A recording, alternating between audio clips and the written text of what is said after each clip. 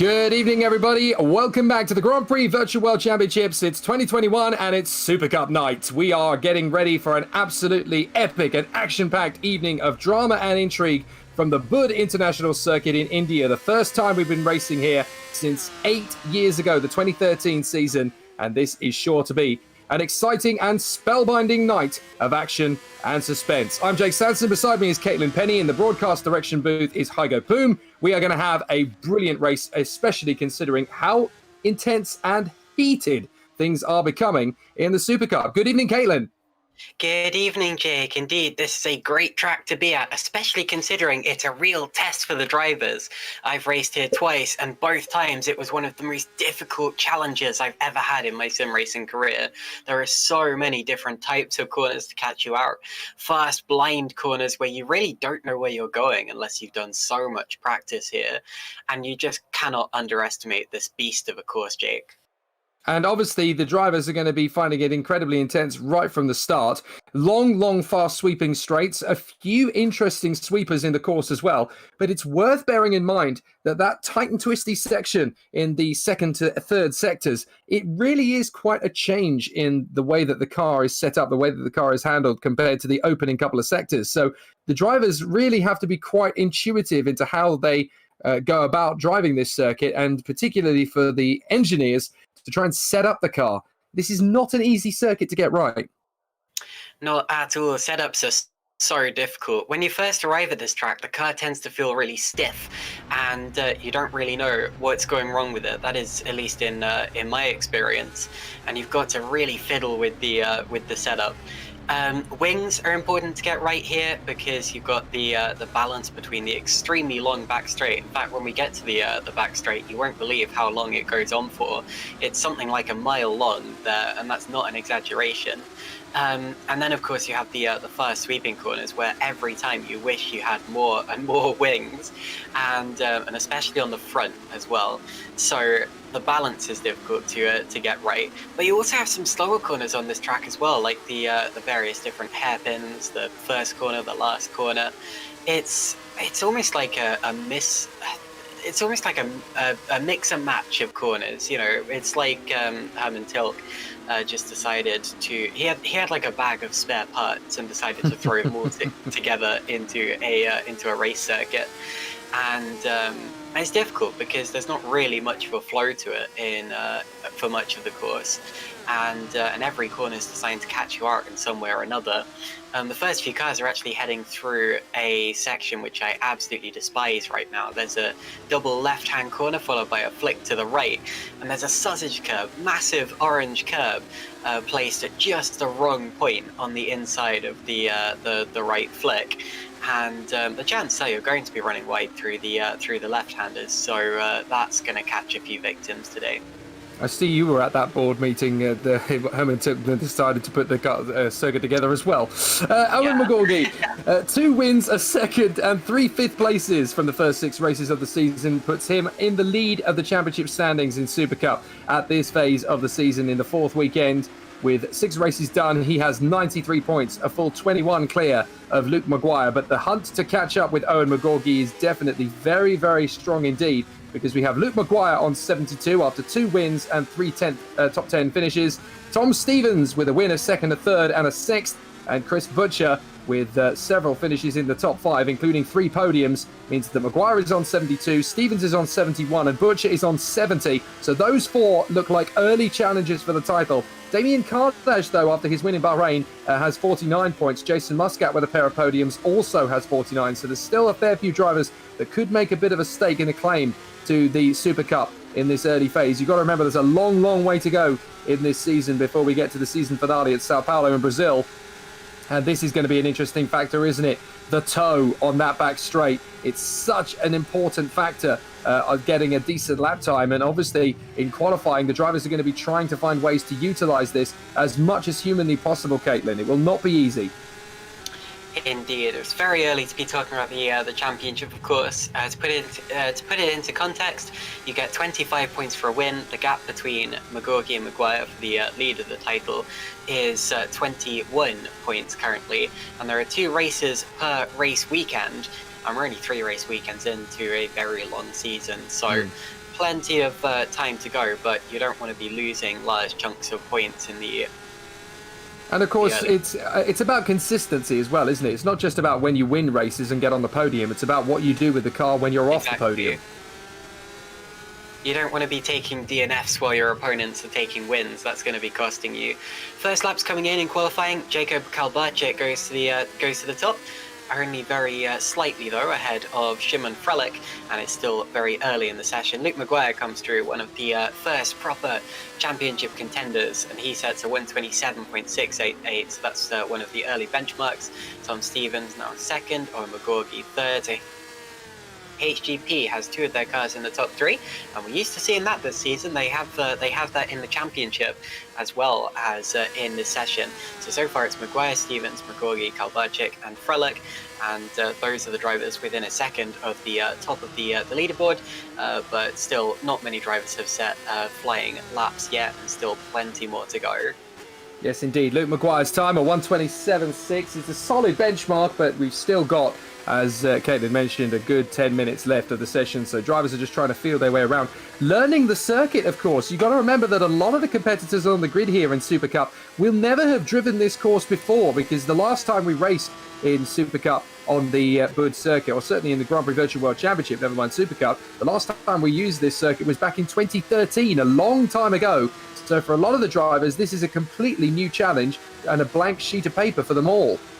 I wonder if any of the drivers here were in the academy race last year, because while it's true that the main career ladder, the point scoring series, have not been here since 2013, there was an academy race here last year, and it's not inconceivable that some of these drivers were in it. I personally was in that race, and I can't remember who I was racing with, but yeah, there's a chance that some of these drivers may have been there on that day. But yeah, it's not the kind of circuit that you're used to seeing on sim racing calendars. If any of these drivers have done kind of various club racing events or whatever, those tend to be kept more local. They tend to be European or American circuits, and you don't really get circuits like Buddh coming up regularly. So unless these drivers are in the academy race last season, then they would have had a lot of learning to do before this event. Indeed, there were. Now, it's interesting you mentioned the fact that you were in that academy race, so you can give us a little bit of an insight into tyre degradation, because obviously that's been an interesting factor so far in the early races. There's a bit of a moment there for Rance. He gets a little bit wide on the curbs. That lap is not going to be his fastest by any stretch of the imagination. Just how intense is tyre life going to be, even in the shorter races that we get here in Super Cup? It must be an interesting factor. Yeah, it's quite high here. It really is, because there are so many kind of faster corners in the middle sector of the course. You've got that horrible double left-hander that I was talking about, which is probably the highest wearing corner on the track. Although by then your tires are already heating up. And then you get, of course, to the carousel. I'm not sure if that's actually its name, but it's a carousel style corner, which is slightly banked, and it's a long right-hander, and that one's bad on the tires, because it starts off. You start off scrubbing the tires, and then you have to tighten your steering for the exit so as not to run over the exit curb, because if you run over the exit curb there, your lap gets invalidated. So that corner is one of the worst for tires.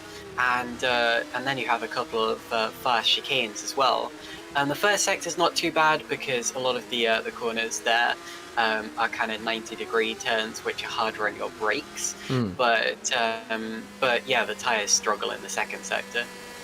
I suppose one of the most interesting factors about this place is it doesn't have the greatest reputation, obviously, particularly in the real world of racing, this circuit, because only one Grand Prix driver has ever won there, namely Sebastian Vettel, 3 times in a row. But I guess as a driver competing on this circuit, it's actually probably quite underrated, because there are a lot of technical challenges for the driver to master. It's certainly one that tests the drivers. Yeah, it's a difficult one. Well, we saw that, didn't we? Stevens getting it. Yeah, Tom Stevens, wow. Good save there, but that would have ruined his lap time, I expect. That'll cost him maybe 3 or 4 tenths of a second. Oh, and he's gone off again. So, yeah, that's that lap gone. Yeah, no, it's a very technical circuit, very difficult for the drivers. Not much kind of prestige here, because even though it hasn't been used in a long time, it's actually a relatively new, modern circuit. 2011, so it's only 10 years old. In fact, Sebastian Vettel won his 4th championship here in 2013. But yeah, the local population didn't really have much of a taste for Formula One. They didn't really know what it was, so it didn't last long. Meanwhile, Armagorki coming across the line, improving, and goes up to 2nd there, just a tenth off Maguire. But yeah, challenging circuit. Personally, I don't like it very much, and obviously the locals didn't really either. Well, of course, times could well be a-changing in the Indian motorsports scene. It was very grateful and very fortunate to be part of the Indian motorsports scene over the course of the winter, as they competed in the Asian Formula 3 Championship with Mumbai Falcons. And there is a real wave of movement for Indian motorsports, so this circuit could well have plenty of real-world racing days ahead of it, especially with the new X1 Racing League that is coming to real-world motorsport. So Indian motorsport popularity should be skyrocketing over the next few seasons. So this circuit should see a lot more action, both virtual and real-world. Here is Jason Muscat, just trying to get his car up to a higher position than the current 7th place he holds in the Malta Force. Across the line, he does not improve much, but he does get into 5th place. So it's only a minimal improvement in terms of time. But we've said it before and we'll say it again, Caitlin, even the smallest gain in terms of time could be enough to move you 3 or 4 rows up the grid. Indeed, it can, and there tends to be a big spread out grid here in terms of qualifying because of simply how difficult it is, and as a result, I'm expecting this to come down to who can be the cleanest on their lap, who can make the fewest mistakes. Slipstream may also be a factor actually, because although you have these difficult sweeping corners which can ruin your runs. You also have the extremely long back straight. You know, it's a mile long and plenty of opportunities for time to be gained there if you find yourself behind someone. You just got to make sure that you're not behind someone when you get to the faster corners. Meanwhile, just an update from our race director about grid penalties for this round. We have got penalties for Damian Kardash, Mark Fuller, and Heigo Vicentijevich. So if any of those drivers do well in this session, I'm afraid it's not going to be representative of where they'll start. Well, Luke Maguire's just banged in a faster lap, a 127.3. Here is Jake Dennehan. Let's see what he can do to get up into the top 5. He's currently in P7, 6th position. That's not a bad run, actually. A 127.3 there is the time to beat. He's just done a 128.196. So that just shows you how big an improvement Luke Maguire has made. There is Damian Kardash, one of the drivers who's going to have a difficult day at the office, no matter which way you slice it. So he's going to have to fight his way forward for the Gallery 82 Motorsport squad, but that is what Damian Kardash is good at. Knuckle down, push for the limit, and find that little bit of extra pace. Yellow in Sector 1, drivers still trying to find that little bit of extra adhesion as they go over the curbs. And look how much curve the drivers are taking when they're full chat through the S's there. It is such a physical circuit, this one, and it's easy, as we mentioned before, to get caught out. 3.5 minutes for the lap, a couple of drivers getting out of the way to start up another run. Some of them might not get the chance for another decent run, but Kardash hoping that this is going to be a big gain in terms of time. Anything in the 128s will do, because he's currently in the 129s. It's not quite going to be fast enough to get there, and look, that's not much of an improvement. Here's Tom Stevens. Of course, he is a title contender, and he is in P4, looking for a little bit more speed from the car. Purple in Sector 1, reasonable in Sector 2. Let's see what he can do as he comes off the final turn. Powers up the straight. Is this going to be enough to get into 3rd position? He's certainly 2nd row at the moment, just in behind Moritz Kropp. And he goes 2nd. Very good lap in the end from Stevens. Very good lap, although Maguire is still miles in front, 0.361. And that doesn't sound like much unless you've been a racer, and you know that's absolutely huge. That's so sloppy. Vincent Gutt just got held up big time in the final bend. One of the drivers coming into the pits.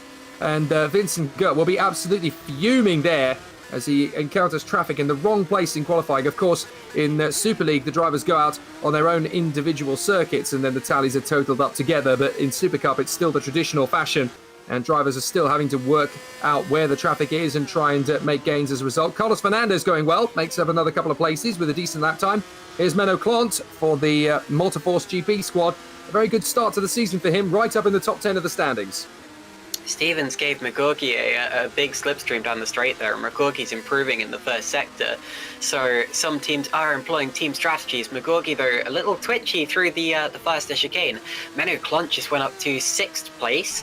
This places Jakub Kalbacek, who recently improved as well, up into what was 7th, is now 8th. Yeah, I'm more interested in Owen McGorgy right now and how much that slipstream will help him in the long run. Not much. The second sector was a little sloppy. I say a little sloppy. It's still about 1.5 tenths per second faster than most other people go into the final corner. This may be a slight improvement for McGorgy, depending on how much he gained in the first sector. And I think it might put him ahead of Stevens. It does. So McGorgy does go 2nd with the help from Stevens, ironically, and he'll get one final run if he has enough fuel and tyres for it. Tom Stevens won't. Stevens will start 3rd at best because he is in the pits right now. And we're in the late stages of this qualifying session, so it's now another Jake. Yes, indeed. Jason Muscat on a decent lap, pushing really high. You've got to keep the car really well on the far side, and that's not gone well at all. Oh, dear. Jason Muscat hoping for the line, and he couldn't quite guess where the opponent was going. I'd love to see that move again, as at the end of qualifying. I mean, it's very rare that we get to see a replay in qualifying, but it's just a real testament to one of the biggest problems that we have here in Super Cup, where traffic is such a major factor. in qualifying, and that really has ruined Muscat's preparation. It's also going to get his adrenaline pumping in the wrong direction. He's going to be a little bit frustrated, a little bit irritated. He'll feel there was more on the table that he could have contributed to the lap. Craig Patterson there, 7th position as he goes through Sector 2, a big run wide, so I don't think that's going to be an improvement for him. Luke Maguire, though, still with a quarter of a second advantage over McGorgy and Stevens. Neither of whom are going to improve, nor is Jason Muscat or Menno Klont now.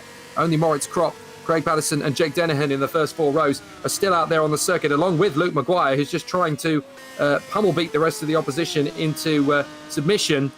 I would be fascinated to see how Jason Muscat, it just looked like he drove into the back of the car in front of him, Caitlin, but to be perfectly honest, he didn't really have many options. Once he committed to the corner, he had to pick a direction, go left or go right, and he thought that left was the right decision to ride the curb, but it just got the car a little bit too straight, and he ended up colliding straight with the car in front, and he will blame the driver in front for that. Yeah, I didn't see it, but that is a thing that can happen, I'm afraid. Shimon Frelick about to come across the line. Where does he improve to? P6, not bad at all for Frelick there, but I think that's going to be qualifying pretty much over. I don't see anyone of note still yet to.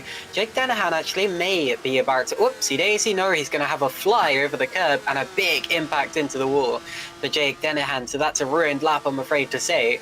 Well, we've got Butcher out there. Chris Butcher is on a purple first sector and a personal best second. So he is, Chris Butcher here. Not quite purple in the first sector, as you said, but he is improving on his own personal best. And actually, that's a lot faster than I was expecting. Barely saw him coming because he's down in 14th place. But this is looking more like a Chris Butcher-ish performance, if that is a word. Across the line he goes, and he's going to jump up several positions. He's going to jump up to P6, so displaces Simon Frelick, who just went up there.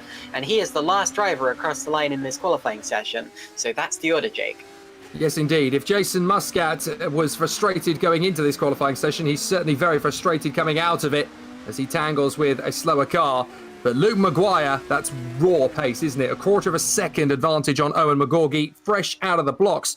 Tom Stevens third from Moritz Kropp, Jason Muscat and Chris Butcher. We'll talk you through the pace of the drivers all the way through, and we'll give you the standard order after the qualifying times are all cemented. You can see them, obviously, to the left of your screen, but we will run down them in further detail very shortly. Could be an interesting one with several drivers, again, not quite in the positions they would have liked to have been in going into the first race. Don't forget there are 2 races tonight, a sprint race and a feature race. So it's obviously going to be a very interesting battle for the competitors here at Buddh International Circuit. Here's the provisional standings from the qualifying. Luke Maguire ahead of Owen McGorgy by a quarter of a second. Tom Stevens and Moritz Kropp. Then Jason Muscat and Chris Butcher, who improves on his last lap to P6. Simon Frelick and Menno Klont. And then Craig Patterson is 9th ahead of Jake Dennehan. Outside the top 10, you've got Jakob Kilbarczyk and Vincent Kiersmakers, who are there together on row 6. Vincent Gut and George Sutton. And then we have David Kolotschai and Matthias Guzowski. And then we have Tom Ely, Philip Koenig, Scott Mitchell and Dan Hutt that finish up the top 20. Behind that, you've got Alexander Ragoza and Michel Galka, Damian Kardaj and Carlos Fernandez, Liam Rance and Colin Matiak, from Mihalio Vicentijevic, Antonio Hrelanovic and Michael Teichmann, who are there together from the qualifying performance. It's been a really close battle in previous races. Here, though, it's a clear leader and a clear advantage for Luke Maguire.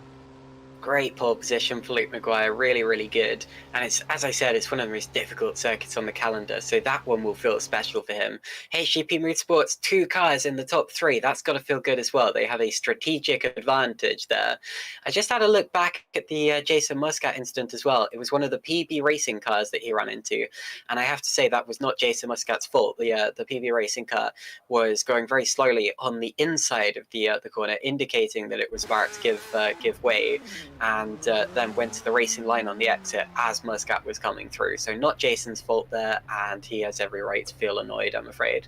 Do we feel that that potentially could be just a little bit of clumsiness, or was there anything even malicious, like a rivalry building between teams?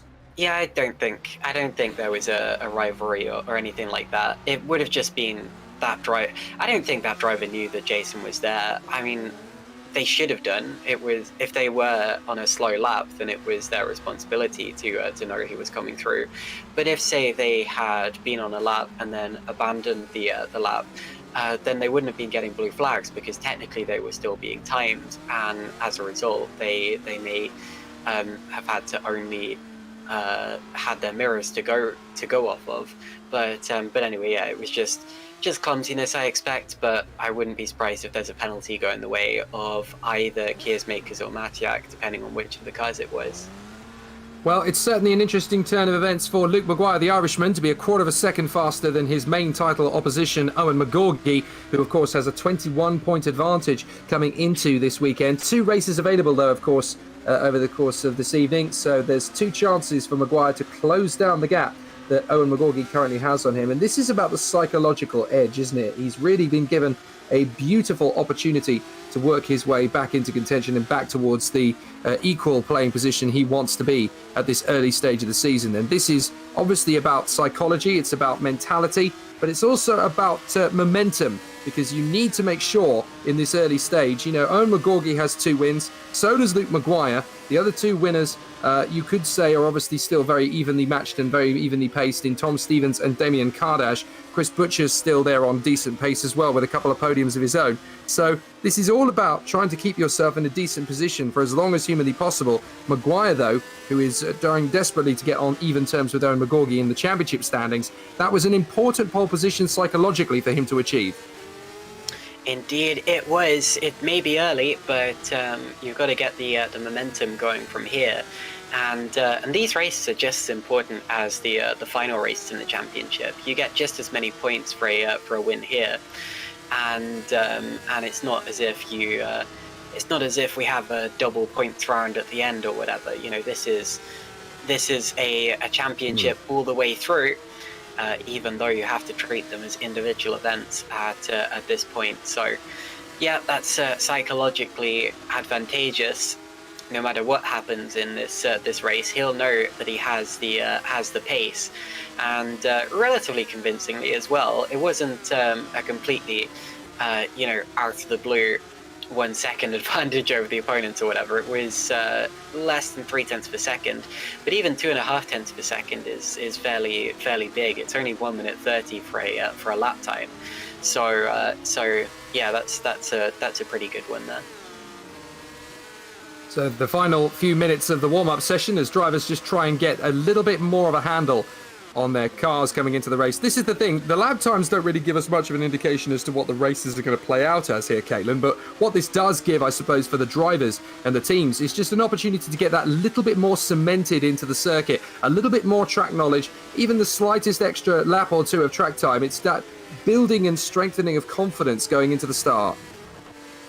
Indeed, and confidence is so important here. I remember in the Formula Challenge race 2 days ago, I was really struggling, and if you saw that, you would have seen me qualifying last on the grid. But anyway, and I asked my teammate before the start, what can I do to improve? Of course, my teammate being the extremely quick Isaac Morris, and he says, just have confidence in the car. It's going to stick. You sounds easy. It sounds easy, and well, it must be to him because he does it. We have very similar driving styles, me and Isaac. It's just that for some reason, we do the same things, and he does it 2.5 seconds quicker. So, but anyway, yeah, no, he says just have confidence in the car, let it stick, and then I went out and stuck it in the gravel on my first attempt. But anyway, yeah, no, confidence is definitely important here. Not overconfidence, as I demonstrated, but you've got to trust your car. Were you reading the book of the Jake Sanson GPVWC driving school before you went onto the grid? Well, he said, okay, so it wasn't at the start of the race. It was actually the first lap of qualifying. But anyway, fair enough. He said to brake at 50 meters for the hairpin, turn 3, and I did that, and I watched the apex just kind of sail past me, and I must have gone about 100 meters into the gravel. So yeah. Don't know exactly if he meant 50 meters or not. Well, but to be fair, binning it on the first qualifying lap, that's how I race. So that works out. It's how I've always done it. I don't see any problems myself. That's probably why I'm not a sim racing world champion yet. Owen McGorgy, for the record, is the fastest one on track, a 1 minute 30.006. It's not really representative of the sort of times they'll be setting in the race. That'll be closer to the 128, low 128s, high 129s marks probably the lap times that we'll see as the fastest laps of the race. Moritz Kropp, I'm very impressed with him in terms of his qualifying. He really does seem to be quite nailed in with the pace of the Nova Sim Racing car at the moment. It looks pretty planted. The team clearly have a good setup, and obviously these chassis are essentially built to run equal, but it's about how you get that mentality, how you get that familiarization with the car that can really blend you into the tarmac. Indeed, and this is where setup's going to be so important as well, because at the start of the race, the car tends to handle worse than you're used to it handling. It tends to understeer a bit more, because not only have you got the dirty air, the turbulent air from the cars in front of you, but you also have more fuel, so it's just heavier. And this is of course where you have the most fuel of the entire race event. So you've got to have a setup that you're comfortable with, one that's not going to throw you off when you least expect it, one that's actually going to let you turn in despite all of that extra weight, and not react like a barge. And some of these drivers will be just kind of fine-tuning that now. Of course, they're in parc fermé conditions, so they can't update anything to do with, you know, the suspension or the aerodynamics or whatever. But you know, up until now, they'll be fiddling with their brakes and with their driving styles and things like that. You know, that's why they're on track right now, because they've got nothing to gain in terms of the, you know, grid positions or the start of the race or whatever. So it's just about getting comfortable with the setups. It goes on right until the last possible moment. Now, obviously, we've got two races coming up tonight, Caitlin. The drivers are obviously trying desperately to embed their symbiotic relationship with the circuit and hoping that their pace becomes metronomic. They hit each apex, they hit each throttle point, they apply the brakes in exactly the right position. But what's the approach coming into the first of these two races? When you've got two races and of differing lengths as well, the attitude must be a little bit more reserved, perhaps, going into the first corner on the first lap of the opening race. Yeah, especially since you've got this long straight. You know, it's sometimes not ideal to be leading out of turn 3. So it's going to be effectively like a bike race, like a bicycle race maybe for the first few laps, where you'll have the leader acting as a windbreak for everyone else. And if you lose that peloton, I think peloton's the right word for it. It is. You have been watching your cycling. Anyway. Well done. Good. Well, I haven't actually, but anyway. It was a good guess. Anyway, yeah. If you lose that peloton, you're going to just keep dropping back, and it's a vicious cycle, you know. But yeah, it's about where you are after or approaching the pit stages, because we do have a pit stop in the first race, you've got to remember. And the second race is going to be fascinating though. The second race, when you've got faster drivers coming through, it's going to be so important that they get past the less confident rider or drivers as quickly as possible, because here, as I said, you know, it's a difficult circuit. People are going to be making mistakes, and we could see some real drama in race 2. I hope not in the way that I just not in the way that I just. You were hinting there a little bit, weren't you? Hinting a little. Couldn't think of the words there, but but yeah, you know, I hope it's not going to be too chaotic. I hope it's. I'm with you. Clean, yeah, I'm with you. I wouldn't worry about it too much, Caitlin. I have trouble with my worms as well. It's not a problem. Don't worry about it. Absolutely. The closing seconds of this warm-up session. Good to see the drivers really starting to push on the throttle as well. They're really trying to get the car around. And you'll see quite a few drivers obviously utilising this warm-up session to practice their launch off the line. And that is not easy to get right either, especially when this is a circuit that is only really being used for the first time in 8 years. So a lot of the practice starts these guys are doing are essentially the first ones they're really trying. They don't know where the grip is, essentially, compared to some of the other circuits they go to. So they're still learning. They're still finding it. You can see Damien Kardaj look a couple of times there on the back straight, just practicing, engaging first gear and getting that launch of the line. Wheel spin at the start really can kill your weekend, never mind your first race, especially when it's such an ultra competitive field. And Damien Kardaj just going through the motions there to get used to how the car feels when you accelerate off the line. And the thing is, of course, they're not allowed electronic aids. They've just got to go with the natural ability of the car. And wheel spin is so easy to creep in to the start procedure. And it's never really straightforward either, Caitlin, because the car, if you're not confident with it, if you're not self-assured, it will be unpredictable. And that is the worst thing you need on the run to turn 1. Absolutely. Just saw Owen McGorgy practicing his starts as well. Yeah, wheel spin absolutely sucks here, and it's worse for the drivers on the inside line because it's so far away from the racing line. You know, you want to be right over to the left here. That that bit of track won't have ever been rubbered in, apart from any other, you know, race starts that would have taken place. Yes, you know, that won't have been completely simulated on the real road, but anyway, you don't want to be on that side of the grid. Meanwhile, Moritz Kropp there was over a second faster than anyone else in that warm-up session, and yes, it's only warm-up, but that shows that maybe he does have a very good car for the start of the race. So look out for Moritz, I suppose. He'll be starting from 4th place, so yeah, maybe if he has a Fernando Alonso style start, then he can slot in amongst the leaders and be a proper threat here. Well, we can certainly tempt fate. We've got 20 laps of this Buddh International Circuit to come for the feature race, if you will, the pit stop race in the 2021 Super Cup, 4th round of 2021. I'm Jake Sanson. Beside me is Caitlin Penny. In the broadcast direction booth, we have Heigo Poom, who is working his magic with the cameras to bring you all the action as it happens. In this 30 lap, I do apologise, not 20 lap, it's the second race, of course, it's 20 laps in length. It would be a fascinating battle as Luke Maguire and Owen McGorgy continue their title protagonism to this 4th weekend of the season. And with Luke Maguire drawing first blood and getting the pole position, it really is going to be interesting to see who gets the points advantage in this feature race. Let's talk you through the grid. Luke Maguire and Owen McGorgy on the front row, and then it is Tom Stevens on row 2 alongside Moritz Kropp. Jason Muscat is on row 3 with Chris Butcher, and then Simon Frelich is beside Menno Klont on the 4th row of the grid. Craig Patterson and Jake Dennehan are next up on row 5 to complete the top 10. Then Jacob Karlbachek and Vincent Kiersmakers on row 6. Row 7 is Vincent Good. He is there lining up alongside George Sutton in 14th place. David Kaloksai is then alongside Matthias Guzowski in 16th on the grid. Tom Ely lines up P17. Alongside him is Philip Koenig, who will be there on the 9th row of the grid beside him. Scott Mitchell lines up in 19th place for Rowan GP. And then for the Frisian Racing Team, it is, of course, Dan Hutt in P20. Next up, it is Alexander Ragoza. He will be there 21st on the grid alongside Michel Galka. 23rd is Carlos Fernandez. And then it is Colin Matiak, who will be there on the 12th row of the grid beside him.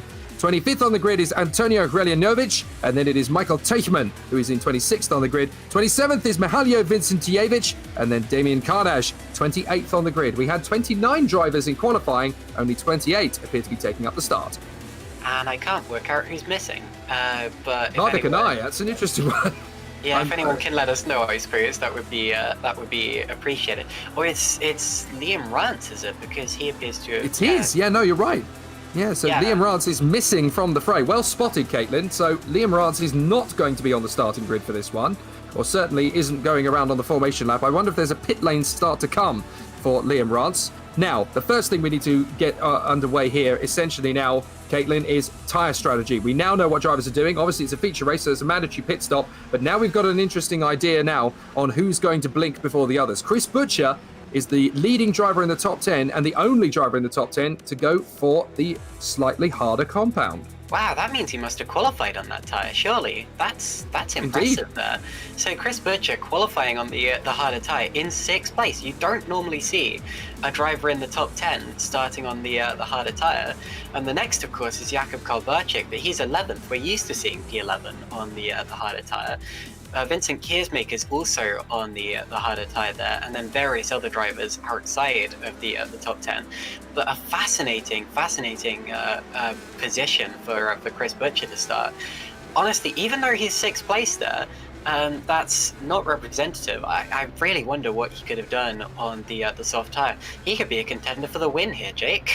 He's definitely a dark horse for it. All of the drivers in the top 10 except for Chris Butcher, Vincent Gut, George Sutton, Scott Mitchell and Mihalio Vincentievich are the only ones on the softer compound. Everyone else is going long on the first stint, so let's see how these 30 laps unfold. Here at Buddh International, a slightly smoky start for Moritz Kropp. That should hopefully clear itself up as we go racing, but we are underway in the feature race here at the Buddh International Circuit in Super Cup 2021 now. Cracking launch off the grid, no problems at all for Luke Maguire. And straight away, Owen McGorgy is trying to find the line on the inside line. He has to concede as Luke Maguire gets the best start from pole position. They squeeze their way into the right-hander on the first start. Little puff of smoke, that's kind of normal with R-Factor 2 on the opening tour, but it's now about where you position the car, how much position you grab on that first lap, and you start to get a little bit more speed from the cars as down they come on that long back straight. And so far, so good for Maguire ahead of McGorgy and Tom Stevens. Then it's Krop, Muscat, Frelick, Patterson, Kovalchik, who's made a great start and up the inside. Oh, they actually hit each other! Goodness, well, that's what I was saying. It's not ideal to be leading out of turn 3 on the first lap. McGorgy tried to go around the outside of Maguire, and there was some kind of misjudgment. I'm not sure whose fault that was, but they made contact, and Maguire's held the lead in all of that. McGorgy's dropped to 6th position. Simon Frelick getting over the sausage curve, that really nasty curve I was telling you about. McGorgy gets 5th place back, but that was such a bad way to start the race for the leaders. Surely McGorgy must have picked up a little bit of cosmetic damage as a result of that. Perhaps a slight adjustment in the yaw of the suspension. That's not going to help him over the course of the race. But we are in for an absolute barnstormer of a race now as the two leaders on the opening lap and the two title protagonists, Luke Maguire and Owen McGorgy, collide on the opening tour. I would love to see that again, especially to get your perspective on it, Caitlin, as a race driver in the series. So across the line, Maguire gets away with it. McGorgy has to lick his wounds and try and fight his way back from P5 as he slots in behind Stevens, Krop and Muscat. And Chris Butcher, he had an issue on the exit of turn 1 because he's down to 20th. My goodness, 21st, and he's side by side. But yeah, he must have had an incident coming out of turn 1. Sorry that I missed that. I thought I saw a car slowing on the right-hand side of the track. But yeah, Chris Butcher getting back past Kardash, slight contact. They're 3 wide in the hairpin, and someone's gone around on the inside. And is that Dan Hutt? That's Dan Hutt who spun. And other car, actually, I'm not sure it was Dan Hutt. In fact, it was Scott Mitchell, sorry. So Scott Mitchell went around. Hutt did avoid him. There were a couple of other cars who made contact and all of that. And yeah, more drama on the second lap of the race. Maguire leading by over a second, so I'm not sure if that contact has affected him. It looks like he's got away with it. Stevens and Krop fighting over second place. Krop fast on the exit there. But yeah, Owen McGorgy catching Jason Muscat. What a dramatic first lap of the race. Couldn't really have got any spicier than that on the opening tour, and so now we've got a few issues to clear up. But for Luke Maguire, he just can't really think about it. He's got to get on with it at the front. Jason Muscat now in a decent position here in 4th place behind Stevens and Krop. And look at the momentum that McGorgy has lost. He's there in 5th position. He's fallen right off the rear wing of Jason Muscat. So now these three are going to have to squabble for position in order to get one over on Maguire a little bit later. We're going to see Krop make a bid for Stevens here on the run to the first corner. He's getting very close to him, but look, exactly what you said, Caitlin. He had an opportunity there to go to the inside line and grab the position away, but he didn't take it because he doesn't want to be the guy chasing coming onto this back straight. This is where he can make the overtaking move. Indeed, and talking of Krop, I look back at the first lap incident with Butcher, and it was Krop who made contact with him, but I don't think it was anyone's fault. It was a classic first corner, just 3 cars into one doesn't go. Now let's look at Krop. Here he comes to the outside of Tom Stevens' car, and in the braking zone, it narrows in here, and he's going to be forced onto the curb, but there's still room there. He still had his wheels on the white line. He's on the inside, and that'll be second for Moritz Krop. Good move there, really, really good, and that's going to extend the lead. So Luke Maguire's getting away, but Krop through to second and can now begin to hunt him down. That was good vision and good discipline from Krop. He realised that Stevens was going to protect to the inside line, so he held his nerve on the outside, made sure that the car had enough space to get around on the curbs and that there was good traction on the exit. He didn't lock the wheels, he didn't spin them either. He was very patient on the throttle, and that's how he held second for the inside line for the left. So very well read there by Moritz Krop. Here is Owen McGorgy, 5th position. Now this is a bit of a hammer blow psychologically. He's down in 5th position now, of course, as a result of that little incident on the start with a bit of wheel banging with Maguire. I would love to know what their excuses are going to be for that one afterwards, because it looked to us like that was very much 6 of one, half a dozen of the other. Both drivers feeling they had an opportunity to make an overtake, and neither one essentially giving the other enough room to get around the corner. It was quite hesitant from both drivers, wasn't it? It was almost as if they kind of wanted to allow the other driver to have the apex, but then neither was claiming it. Are we talking about the McGorgy-Maguire one? Absolutely.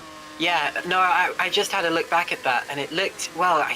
So Maguire will say that he could determine when to turn in for the corner, and that McGorky just kind of turned in on him. Oh, I'm sorry to cut you off there, but that's a lovely retaliation from Stevens. He's come right round the outside of Krop. That was absolutely lovely, and so it's tit for tat between these two. Krop has another chance, but yeah, fascinating racing between these two early on.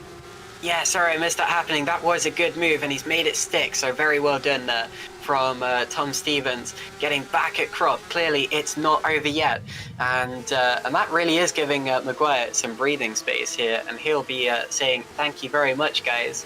But anyway, yeah, as I was saying, so Maguire, of course, will say that McGorky turned in on him and that he could determine when to turn in for the corner. And McGorky will say, well, we've got to turn in at some point. You know, if you haven't turned in by then you deserve what's coming to you. And to be honest, I can see both points of view. And I think that from what I saw, and I've only seen a couple of angles, but it looked like a classic kind of first lap racing incident. Little early to be fighting that hard, but you know, you've got to take the opportunity when it's presented to you. So I can see why they collided there, and I think it's a shame. It's very interesting indeed, and I have to say I would not want to be one of the officials. Get involved and chat with us. GPVWC on the hashtag, and also on the hashtag Supercup. If you want to interact with us on social media, share your thoughts, share your pictures, and share your insights. Maguire leads the way. Stevens second, 1.7 back at this point, has now come up to 3.7. Here's Moritz Krop, plenty of DRS, but look at Stevens, ultra defensive in the way to the braking zone. He actually braked twice there, as we've got a little bit of smoke now from the back of Chris Butcher's car. That is still a remnant from the opening phase of the race. He gets around the outside of Matthias Guzowski, gets through into 13th place. But this is a missed opportunity, isn't it, for Chris Butcher? He's doing a fantastic job to fight his way back. But this could have been top 5 by now. Yeah, he dropped right down to in the 20s, and he's up to P13, so definitely he's gaining places back. But yeah, I thought he was going to be a contender for the win until that happened. He probably would have been at least a dark horse in the competition, if not an outright contender. But yeah, I think that's going to cost him a podium in the long run. And it's a big shame because it wasn't anyone's fault. So one retirement thus far up until this stage, and that is Scott Mitchell. He retired on the second lap of the race. So not a great opportunity for him that he's been able to exert. Moritz Krop is now the chaser as opposed to the chasee. Yellow in sector 3, so somebody's dropped it and gone wide. Is that a full spin? No, it's just a slight off the road. But now we're going to get to see what Krop can do to retaliate. The car gets so laggy as they come through that. I don't mean in terms of graphics. I mean in terms of how it grips and gets bolted to the road. You've just got to let the car drift out a little bit. The DRS wing opens. It's going to be really intriguing as they come down that back straight. But again, Krop is just not close enough to slingshot on the inside of Stevens. It's almost personal between these two now. They've had a little bit of a badinage between these two drivers. Here comes the move from Jake Dennehan. It's a late one. On the exit, this could be a retaliation from Simon Frelich. They're going to go side by side, and Frelich is going to be there on the right-hand side. He's going to try and commit to the outside apex. He has to let Dennehan go. It's just too big a risk, too early into the race. So Dennehan positions his car exactly where he wants to place it, and he's able to get up into P6. So far, so good from their point of view.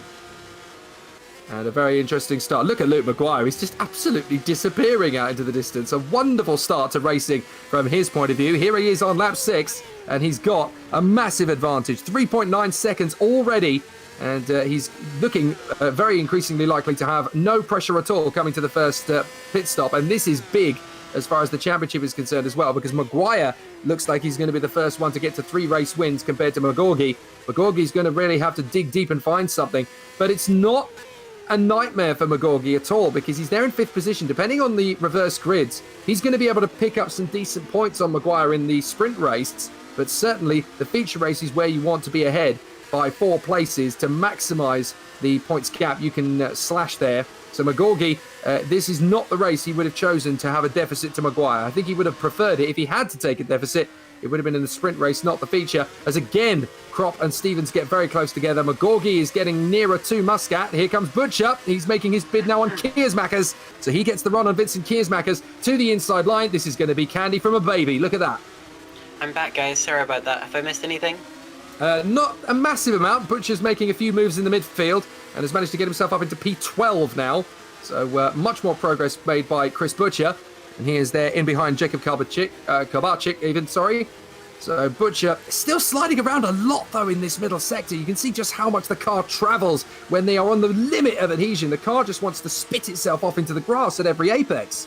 Yeah, I reckon Butcher would have got on the podium if he hadn't had that first lap incident. And as I was saying, it's a shame because it wasn't really anyone's fault. I'm not sure any of those drivers knew that they were 3 wide. Of course, he made contact with Krop, but there was also there was a multi-force car on the outside.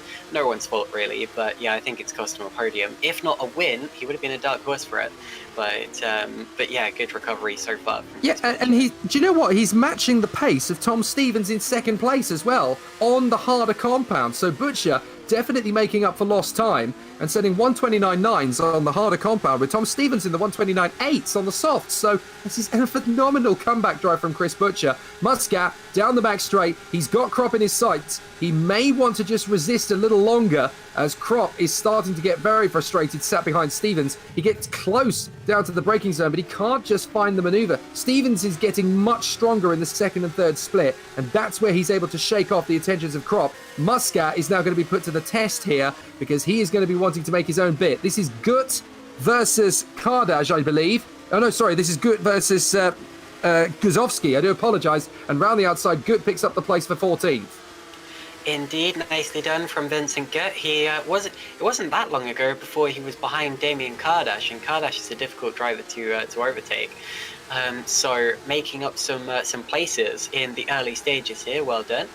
And being on hard tyres as well, he could be a contender for a possible top 10 later on, depending on how things go in this race. Something going on further down, there's been an accident. Antonio Kraljanovich missing his front wing. He was not having the best of races anyway, but now has had a further incident. And and I tell you what, it wasn't his fault. He actually came together with Philip Koenig, who spun all by himself, and he couldn't avoid him. So some contact there, 2 drivers badly affected, and I think Koenig's out of the race. Yes, he is.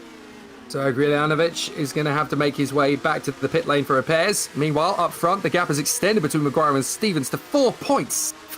Absolutely astonishing pace from Maguire as we approach 1/3 distance. He hugs the inside line. He knows he's going to have DRS against him, but he just wants to shake off Krop and Muscat, who get tighter and tighter into the apex now as they break down for the right-hander. Now here's Butcher sizing up another opponent. This time it's George Sutton, and Sutton is not going to make it easy for Butcher at all. I say that, he just lets him go. I think he realizes, a bit of a late braking there for Butcher. He almost cannons into the rear quarter of the man in front of him. That is Jacob Karbarczyk. He just drifts a little bit. He had to get back on the brakes. He had to brake and then blip and then get back onto the brakes again to stop the car from that travel mid-apex. I love watching the cars in this midsection. Just look at the twitchy nature of the car as it clearly wants to turn around. And the drivers are literally flirting with the limit every time they go through these fast sweepers. I love watching Chris Butcher. He's definitely going to be in the top 10 before long. This is fantastic stuff.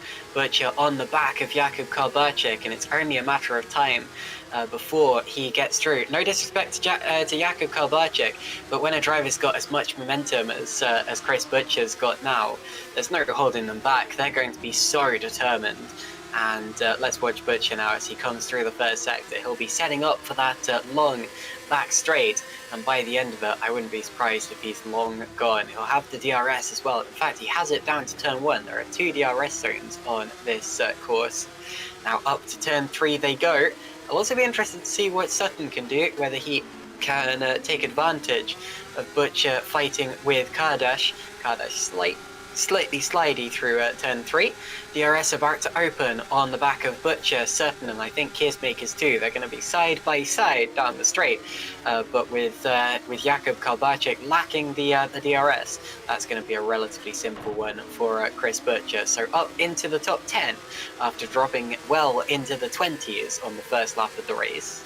I'm surprised that Karbarczyk just gave him the corner there, essentially. He didn't really fight him with it because they're on the same compound of tyres. So in the grand scheme of things, Karbarczyk is actually racing Butcher in terms of their split strategy, because obviously they're going to be coming in later than the guys up front, who, let's be fair, we're now on lap 10 of 30. So it's any moment now, isn't it, really, for the drivers who are out in front on soft compounds. They're going to be pitting earlier than their harder shod counterparts. So it's any moment now that we're going to start to see the pit stop phase really come into its own. But I am actually pretty baffled by just how easy Karbacic made it for Butcher to get by. They're on the same strategy. So why would he just surrender the corner and let him go? That doesn't seem to make any sense. What could he really do? Because Butcher had flown past him on the straight, and I mean, he could have defended a little further down the back straight, surely. I don't think so. When you're so much faster than your opponent on the straight, you're just gonna fly past, and that's what happened there. What he could have done, I suppose, is made a lunge for it in the braking zone, kind of after Butcher had got entirely ahead. But you get so much traction on the outside, on the exit there, that Butcher probably would have kept it anyway. The next corner would have been his. So I don't think there's anything that Karbacic could have done there. I think that he was a sitting duck. So Damien Kardaj is going to make his bid on Matthias Guzowski, and Guzowski is going to defend it. Goodness me, he moves at exactly the same moment Kardaj does. Kardaj is going to brake late. So too is Guzowski, and they're going to bang wheels off the exit if they're not careful. Nice bit of racecraft between these two. Kardaj has got to commit to this inside line, and no, he's going to make it stick. Oh, he does commit, despite the fact that Guzowski's still there, and he manages to make it work. Loses the back end of the car, and Guzowski nudges him. Oh, that's so close for Damien Kardaj. That was such good commitment from him, but he just didn't hold it. He made the decision too late for me. He needed to commit to that slingshot on the inside of the left-hander a fraction of a second earlier. He needed to have conviction in his own driving ability there. He would have had the strength and the discipline to hold it, but because he hesitated, that's how the car got loose. He had a slide and hit that awful sausage curve. I'm not surprised that spun him, but that's an unfortunate one there for Damien. He's going to lose a lot of time in the grass. Meanwhile, we've got Stevens now fighting. In fact, no, it's Krop and Muscat who are closing, and Muscat smirking out of the corner. He's overheating in the just behind Moritz Krop, going around the outside, and there's nothing that Krop could have done about that one. Jason Muscat through to third. He's going to go slightly wide, but not too bad. There he goes, just misses the apex, but he's up into third place. So Krop down to fourth, Muscat up to third, and that is the first real change for the podium that we've seen today. Of course, we've had Krop and Stevens swapping a couple of times, and McGorgy dropping out on the first lap. Whoa, big slide from Krop, but he holds it there, Jake. That was a close one. Yeah, it was a good save, considering how close this battle is going to be from second to fifth. That could have been one of the saves of the season there from Moritz Krop, but you're absolutely right. Muscat smoking there on the way to get to the hairpin run down the back straight. If the cars are starting to overheat now, then obviously if you're on the softer tyres, the pit stop couldn't really come soon enough for some of them, because obviously you're trying to second guess where your opponents are coming in and where you're going to go down. Right, Krop decides to blink first. So Krop is the first one. He decides to come in at the end of lap 12. So Krop comes into the pit, and that's going to drop him down the order. But this is representative of what we can expect to see from the pit stop phase. Krop goes on to the harder compound of tyre, or he will, doesn't miss his box. That's important. It's so easy to just overshoot your pit box, and you see it at pretty much every round, so someone will probably do it today.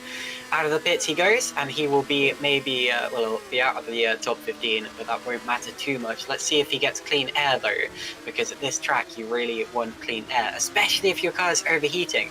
I'm not too surprised that people are overheating, because I had some problems with that in Formula Challenge the other day. And it's when you're riding behind someone, because your airbox just can't take in enough air to satisfy your radiator. And look at that, more overheating for Krop. And that's worrying, because he's probably picked that up by stopping in the pits and letting the engine overrun. Just ahead of him now, we've got a battle between Koloksai and Guzowski over 14th place. Koloksai has to concede for the time being. But yeah, those engines, they're screaming for air at this point in time. And it's worrying, because at this track you've got to, or you really want to benefit from having cars ahead of you. You want to get as much slipstream as you can.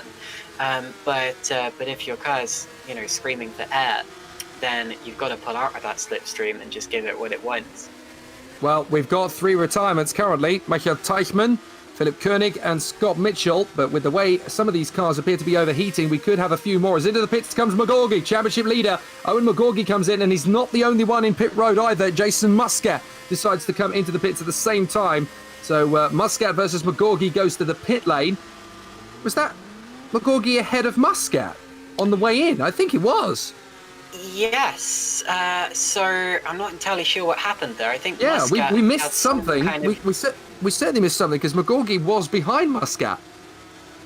Oh, Muscat spun on the way into the pits. That's really clumsy. My goodness. Oh. Now, in qualifying, I saw Muscat doing exactly that, but he's done it again, this time in the race with higher stakes. He went right over the white line on the entry to the pit and then just lit up the rear tyres. So a little bit of an embarrassing mistake from Muscat. Now he's overheating as well. Yeah. So Muscat in all sorts of problems.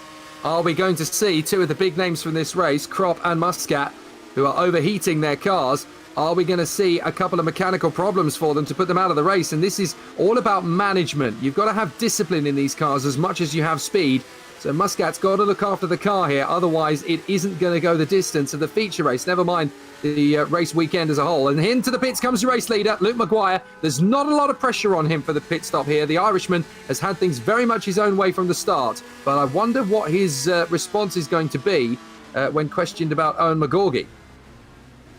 Just trying to work out why Muscat spun there twice. It's not usually a place you'd spin at all. But anyway. Stevens in as well, and so too is Jake Dillon from third. Oh, they're all in. Butcher's going to lead. Look at this. Chris Butcher going through to temporarily lead the race. It's a THR 1-2. That means that Maguire's going to get clean air. Kalbarczyk goes through, though. Actually, no. Maguire's going to be right behind Kalbarczyk here. So it's Butcher first, Kalbarczyk second, and Maguire overheating. Every car is doing that on the exit of the pits because the car's just ticking over as they're stopped. Luckily Maguire's car, well, it stopped and then it started again. But this is really tense now for all of these drivers. Everyone else... Stevens.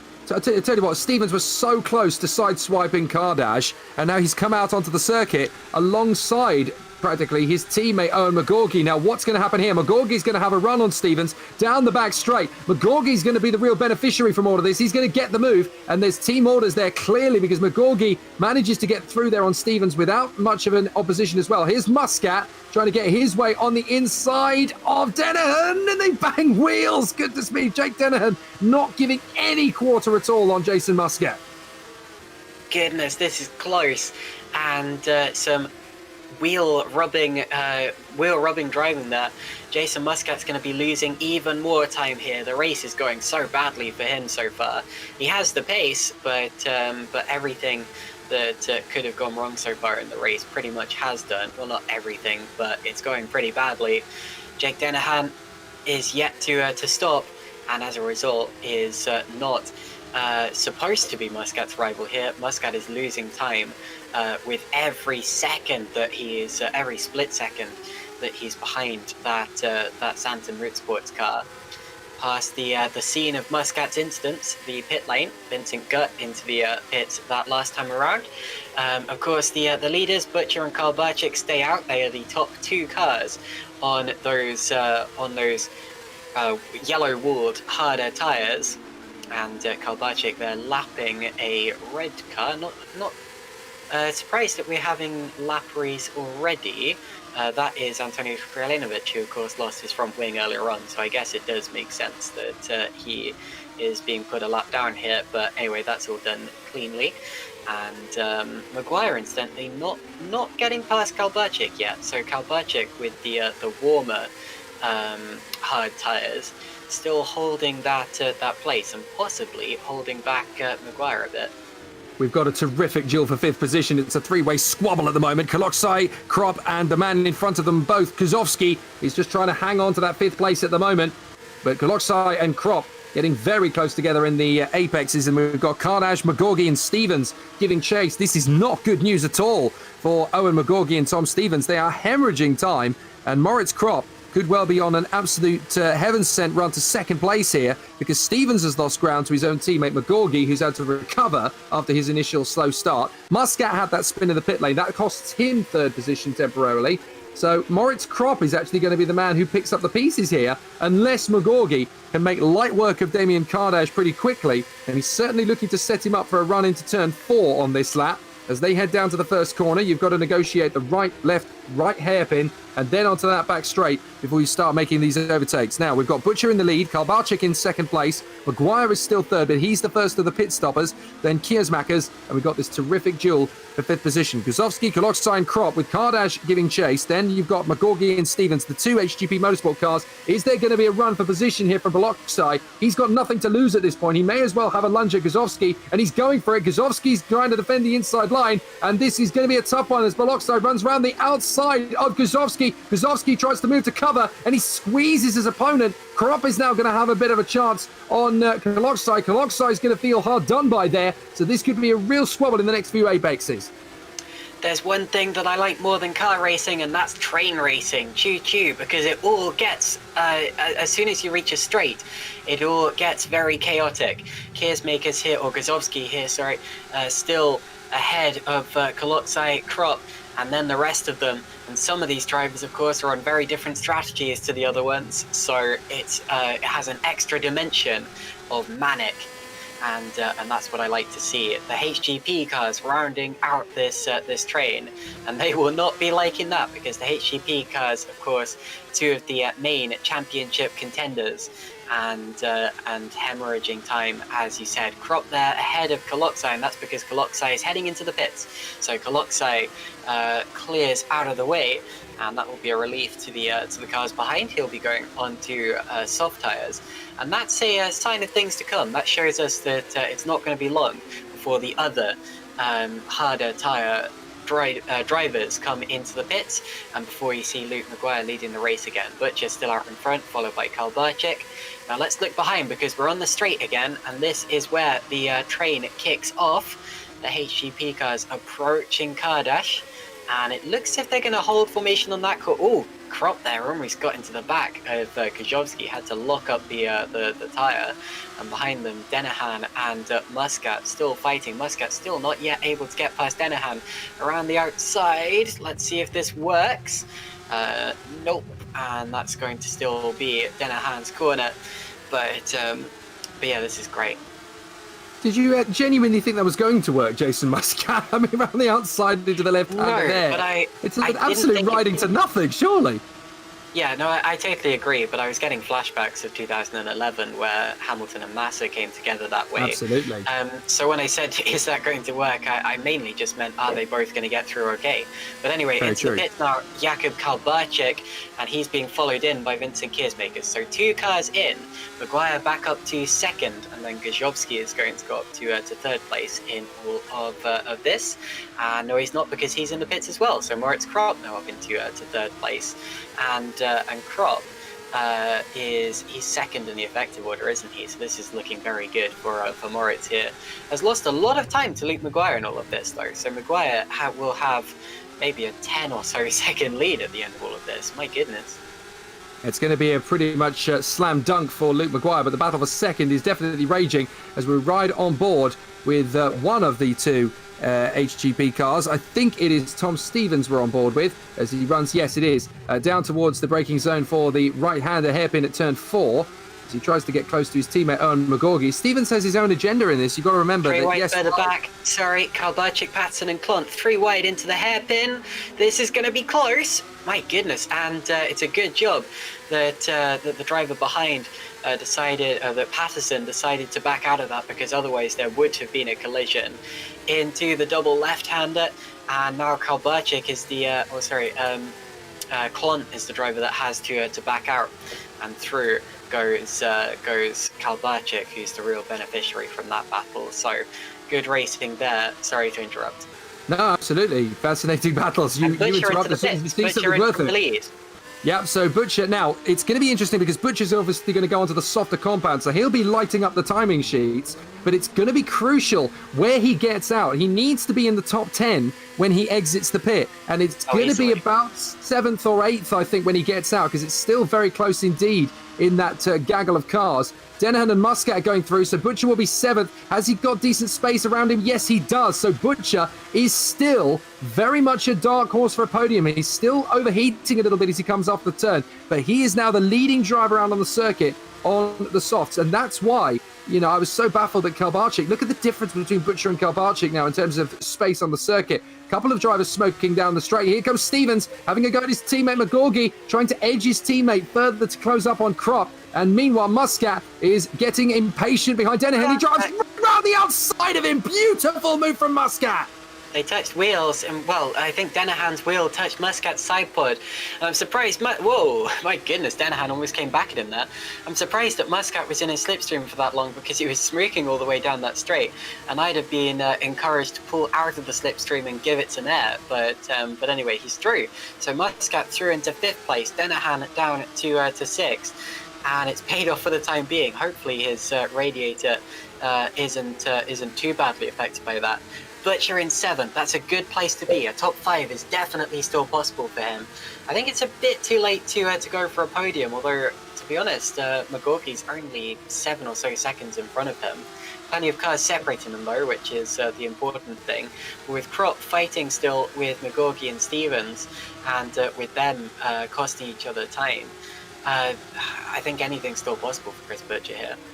Yeah, top 5 is definitely achievable. And probably even by the end of lap 23, he could be in the top 5. Jake Dennehan giving very close indeed to Muscat. And if these two continue to squabble, this is exactly what Butcher wants. And he just nudges the back of Muscat's car there, Jake Dennehan. And surely Butcher is going to get him on the run down the back straight now as a result of that. It just looked as though Muscat hesitated a little bit. Well, Butcher's not quite close enough yet to challenge Dennehan, but that's a fascinating moment there for Jake Dennehan. He just got too close to the rear. McGorgy's gone to 2nd. He's gone around the outside of the hairpin. He's gone to 2nd. So Krop takes another look, but that's just trying to force him off the ideal line there, because McGorgy definitely has the place. And McGorgy was wise to that trick. So there we go. The HGP cars are split, and now it's Stevens' turn. What can he do about Krop? Is it going to be 2 HGP cars on the podium once again, Jake? It's not good news for Luke Maguire, the race leader, either, is it? Because he was really hoping that McGorgy would be stuck down in about 4th or 5th. But McGorgy has driven with the red mist and has charged his way through to 2nd place. An incredible recovery from Owen McGorgy. And that's exactly what he needs in order to keep the momentum with him in the championship fight. Of course, you've got to remember that Maguire is going to catch him, but he's going to take a bit of a dent out of the lead. But it's nowhere near as big as a lead as it looked like 10 laps ago. So Maguire still looking very strong for the victory, but McGorgy getting himself back into 2nd place. That is shots fired at the championship by the championship leader towards his increased challenger. Indeed, so Maguire still leads. It's by 15 seconds. He has got a huge lead right now, and it's his race to lose. Behind him, the battle between the 2 HGPs and Moritz Krop continues. Chris Butcher is probably going to attack Jake Dennehan right here, and there's a 4-car chain. Look at that. They have a lapped car in front of them. That's one of the Rowan GP cars, and it's smirking in all of their faces. They're going 2 by 2, 3 wide, 3 wide. They won't get past the Rowan car. No, they don't. The Rowan's still there on the exit. Why is that happening? Goodness me, this is going to be close, heading down into the double left-hander, and it's going to be Butcher ahead. Dennehan ahead of Butcher, and the Rowan GP car and all of that was Carlos Fernandez. But yeah, that was crazy stuff there. Three wide into the hairpin. I'm not sure why Fernandez tried to keep his car there on the exit. I'm really glad that they didn't end up banging wheels and all of that, Jake. Indeed. I mean, Butcher very nearly pulled off the Hollywood shot, didn't he? He just went straight down the middle of both of his opponents there, the back marker and, of course, Jake Dennehan. So that was very nearly splitting the infinitive in the braking zone to turn 4. I was willing Butcher to just be a little bit patient, and he was. He let it play out. He needed to be a little bit more aggressive into the braking zone, but he chose not to be. And that was probably discretion being the better part of valor at the right moment there, as Szymon Frelich seems to have had a moment. Kiersmakers and Sutton have both got by. I wonder if Szymon Frelich has had a spin somewhere and had to recover. This is good old Tom Stevens, still trying to get himself closer to McGorgy and Krop. He'll have DRS open on this occasion, so he'll have a better run at it. Krop is going to get another chance on McGorgy. He's a little bit closer to the man in 2nd place than Stevens is to the pair of them. Is this going to be a late lunge from Krop? Now, the thing is, you've got to keep these tyres lasting the distance as well. You can't just go gung-ho as Butcher dives up the inside and round the outside of his other opponent. That is absolutely daring and audacious from Butcher. He's going to stay on the inside of Denihan as Muscat tries to get involved, but he's not going to have the acceleration. They're going to stay side by side. Denihan remains in place, Butcher remains in 6th, and Muscat remains 7th, but that was so close. They went 3 wide again. That's 2 laps in a row. We've seen cars going 3 wide into that hairpin. And if Butcher had pulled that off and threaded the needle, that would have been the best overtake that I'd ever seen in Supercup. That was fantastic stuff. Didn't quite manage to pull it off. Muscat losing 2 places in one go there. That's got to hurt, especially considering that he spent so long trying to get past Denihan. So, yeah, that's really got to hurt there. Now let's see what Butcher can do. He's going to have the DRS coming out of here, and he'll have it again on the back straight. I think surely it will be this time. Hopefully he doesn't overheat his engine too much. And then, of course, and actually I've just noticed as well that Stevens is really close to Crop this lap, so we're not going to know exactly where to look coming down the straight, but it's all about to kick off, Jake. So true. It's going to sting a lot for Muscat as well, because if he hadn't have spun at the pit stops, he could well have been 2nd place by now. He's there in 7th place. Butcher is going to make absolute mincemeat of Jake Denihan down the back straight, but we need to keep an eye on the road in front as well, because, well, I thought Crop might have had a run at McGorgy. Stevens is still there in P4. This is going to be plain sailing for Butcher. He gets there before they even reach the braking zone, so no problems at all for Butcher as he gets into 5th position with discipline and confidence, and now Crop is swarming around all over the back of Owen McGorgy like a bad habit. Like a bad habit, that's a good one. And McGorgy slightly slow out of the chicane. That's okay, there's no opportunities for Crop to get through in this sweeping section of course. This part of the course is specifically designed to basically just be a bucking bronco, to try to throw drivers off the road. It's not really a point where you can overtake. But anyway, McGorgy, Crop, Stevens in a fight. Crop and Stevens have to make sure that they don't give in, don't lose the car before they get to one of those straights. Here we go again, slightly wide for Crop. He locked up a wheel, and that's going to give Stevens a slight advantage. Here we go, down to turn 1.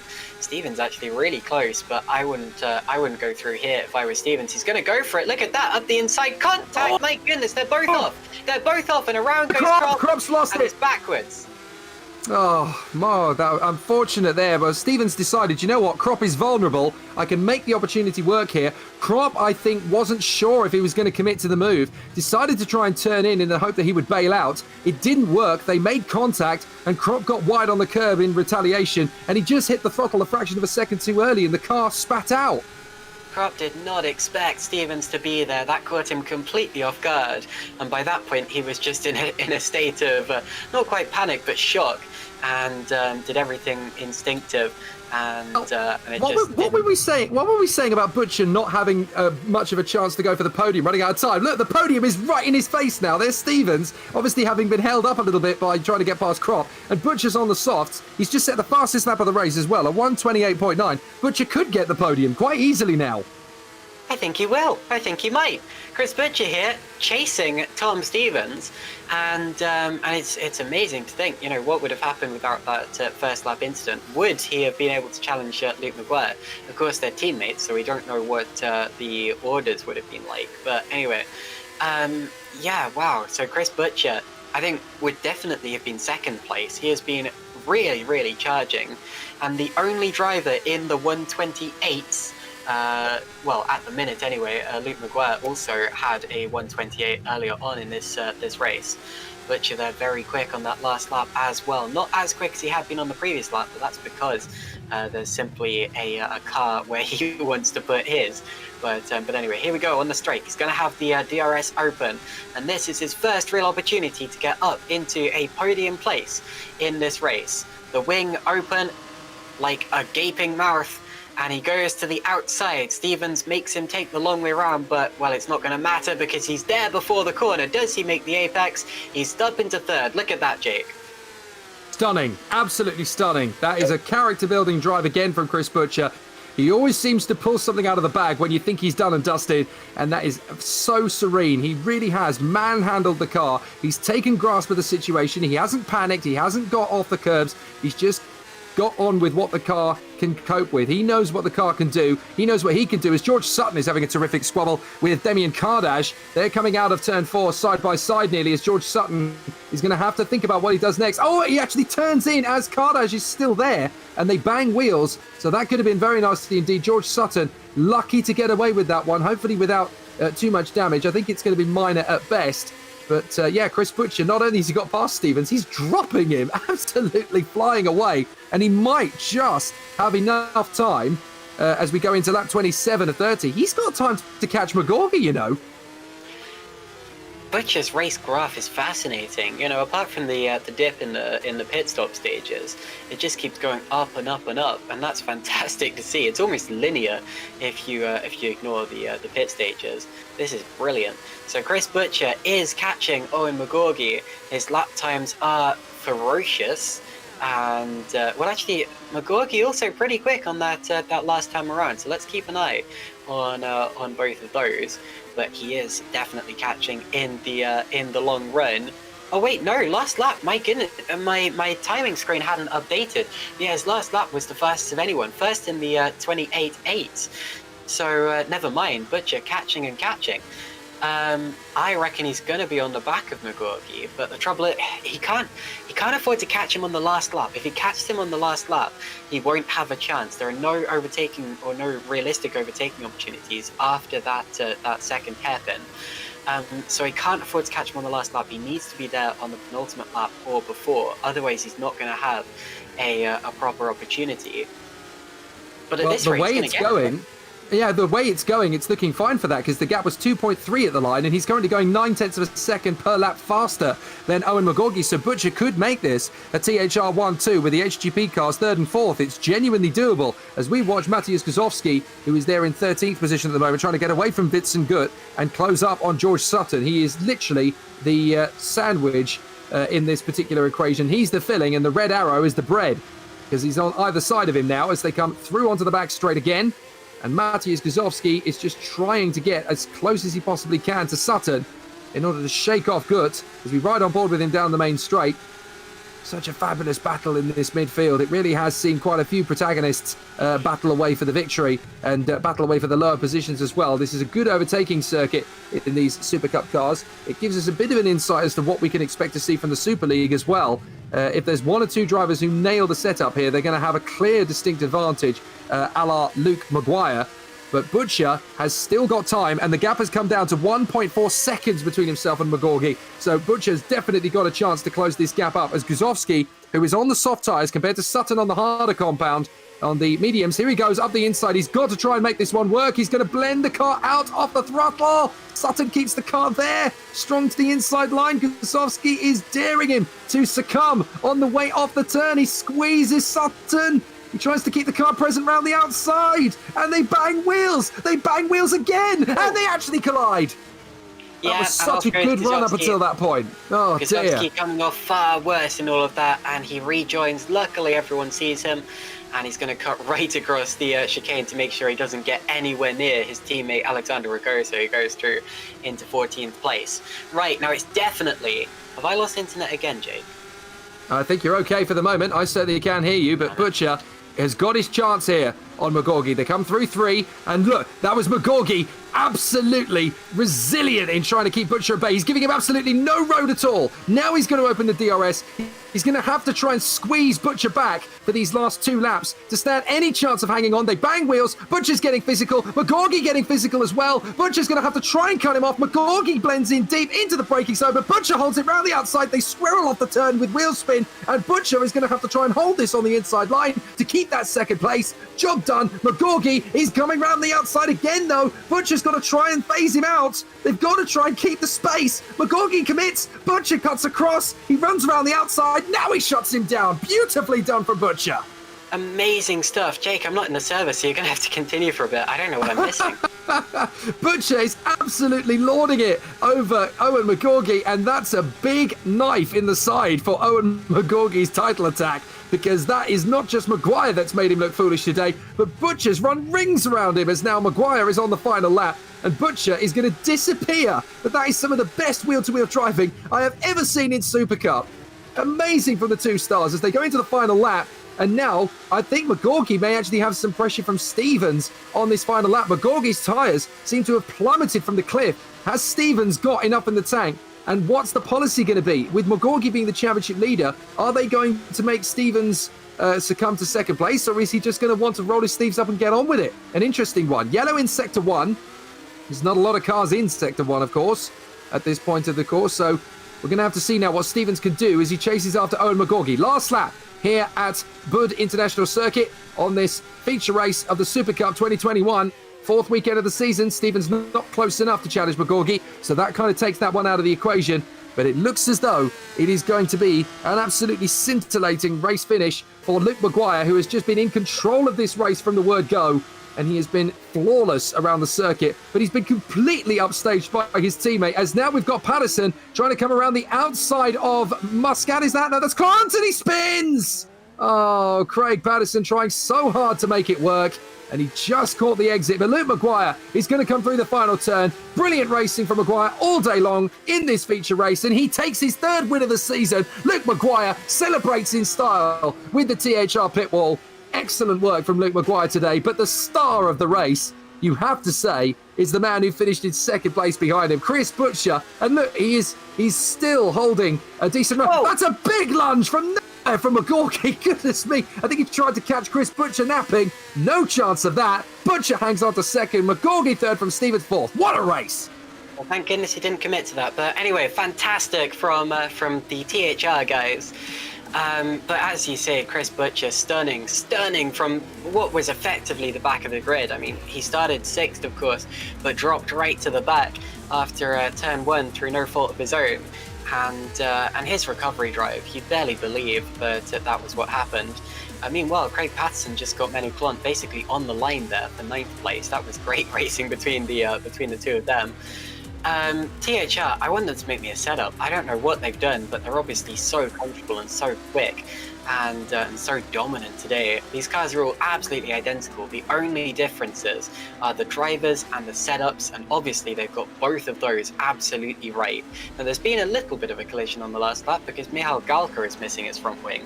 Now, he wasn't going to score points anyway, but he's had some kind of incident which has taken maybe a couple of places away from him. Looks like he spun it on his own coming out the double left-hander. But anyway, finishes the race nonetheless. But what a day for THR, and there's still another race to go where they're going to have to come through the pack themselves and fight all over again. We know that Chris Butcher can do it.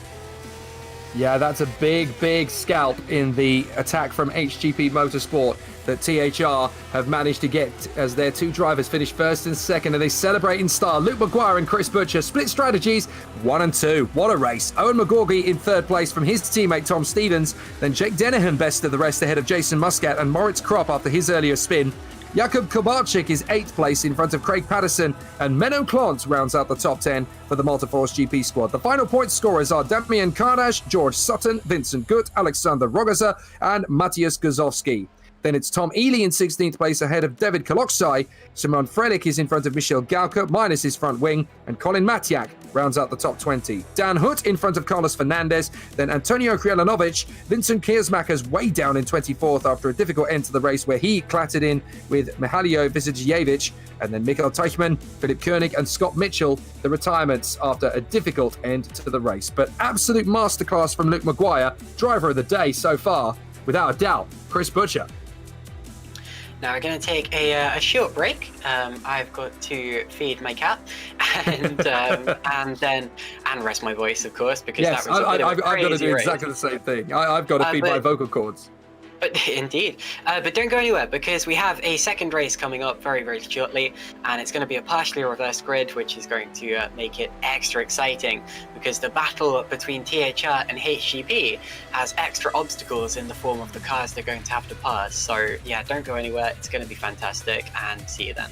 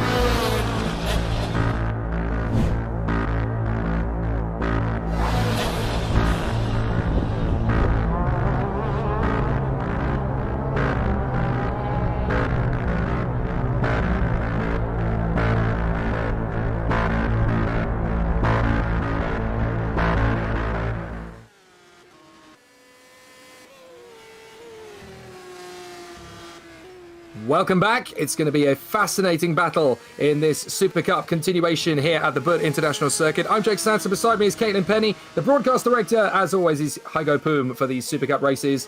And this one's going to be very intriguing. 20 laps this time instead of the 30 for the feature race. No pit stops unless the tyres decide to burn down a little bit quicker than they needed. And of course, it is a reverse grid in the top end of the grid. And it's 10th position that gets reverse grid pole on this occasion. So it's Menno Clant that will be on pole position, which also means that the race one, top two from the THR squad will be on row 5 of the grid with HGP on row 4.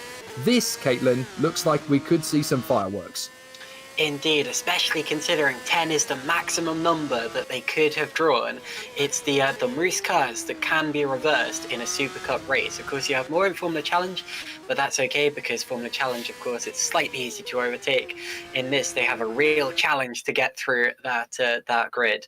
As we've already seen, Chris Butcher can definitely do it. He's honestly got to be one of the contenders for the win here. I know that seems strange since he's in P9, but Butcher's got so much momentum today, and he'll have so much psychological. I mean, he'll be hyped after that first race. So he's got to be a contender for this. But also watch for Menno Clant and Craig Patterson on the front row of the grid. They may not be theoretically as fast as some of the drivers starting 7th, 8th, 9th, 10th, etc. but you know, they have the advantage in terms of track position, and especially considering this is a difficult circuit to overtake on unless you're on the back straight. Then they do have a chance of fending off the drivers behind them and holding that victory. So really, it could be anyone in the top 10 who takes this. THR guys, they have a lot of work to do. They could definitely still do it. They really, really could, especially considering we saw how much of an advantage they have over the rest of the field. They are so comfortable and so quick. HGP guys, they'll be rubbing their hands with anticipation because their main rivals are behind them in this race, and the drivers ahead of them are theoretically slower potentially. But yeah, this is going to be fascinating. It's always really exciting, the sprint race, because we know what the raw pace that the drivers are carrying coming into each event, but it's how it then plays out for the remainder of those 20 laps. And drivers who struggled in the first one are always going to have a little bit less momentum to carry as they go through. So let's talk you through the starting grid for this sprint race. It's obviously been very exciting so far. Menno Klont and Craig Patterson on the front row from Jakob Kulbarczyk and Moritz Kropp. Jason Muscat and Jake Dennehan on the third row of the grid. Then Tom Stevens and Owen McGorgy from Chris Butcher and race 1 winner Luke Maguire. Row 6 is Damien Carlage and George Sutton. Then we have Vincent Gutt, who's 13th on the grid along with Alexander Rogoza. Then Matthias Guzowski is alongside Tom Ely as they play out row 8. Row 9 of the grid is David Kaloksai alongside Shimon Frelich, the two Lightning Racing Academy drivers together. Michel Galka is 19th on the grid and Colin Matiak lines up P20. 21st on the grid is Dan Hood in the Frisian Racing team. Carlos Fernandez, hoping to stay out of trouble this time, in 22nd on the grid from Antonio Krijanovic and Vincent Kiersmakers. Then on row 13, it is Mihailo Vicentijevic alongside Philip Koenig. And then we've got Scott Mitchell and Liam Rance, who does take up his position, 28th on the grid this time. Which means that we've lost someone else. But anyway, yeah, 28 cars here. I'm actually going to predict, and this is a bold prediction, I'm going to predict Moritz Kropp for the win, because he was so good in terms of his racecraft in race 1. And that's what's really going to matter here, because there are going to be overtakes taking place on the back straight. And every driver in this race will have to either defend for their life or overtake for their life and then defend for their life. So I think you're going to need someone with good racecraft. And from race 1, I think that Moritz Kropp is a good shout for this. Although Chris Butcher and Luke Maguire, I mean, those THR guys, they're going to be catching my eye the entire way through this. And don't count out Menno Klont from pole here. Klont was very quick in race 1, even though he only ended up in 10th place. His battle with Craig Patterson was relatively ferocious, and they will pick up where they left off. Right, everyone pulling into place on the grid, the anticipation building. And I, for one, am very much looking forward to what's going to be happening over the next 20 laps. So this could be a very interesting one indeed. Klont from pole position, reverse grid pole. Maguire from pole position initially, but he's 10th on the grid for this one. The lights are on. When they go out, we'll race. Here we go. Let's race at Buddh. And it's a good start off the grid initially from Jakob Kulbarczyk, who draws level and passes Craig Patterson. Round the outside, though, he's going to have to try and hold it. They bang wheels and he holds second place. A bit of a squeeze there from Craig Patterson, who now drops to third position. And already Kulbarczyk is having a look at Menno Klont as they come round the outside at turn 3 on the run down to the back straight. And he's already starting to make inroads into Menno Klont. He goes left, which is where Klont sends him. And as they come down the back straight, a few cars still smoking as they overheat. But now they come down to the braking zone. This is going to be about the last of the late breakers between Klont and Kulbarczyk. Who's going to have the biggest strength into the corner? Around the outside, Kulbarczyk holds the speed around the outside. A little bit slower on the inside line from Klont, and Kulbarczyk takes the lead. Really good, and this time, of course, the leaders did not come together into turn 1. That's what we like to see.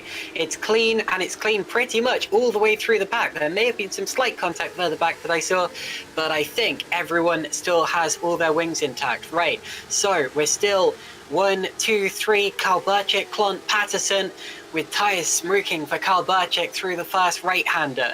It's so easy to get on the curb there, but I think that everyone is okay. The THR guys are still 9th and 10th, haven't made up any places on this opening lap, whereas the HGP cars have made up 1 place each. So a little bit of an advantage for the HGP cars in the early stage. Right, now let's watch as they go onto the second lap of the race.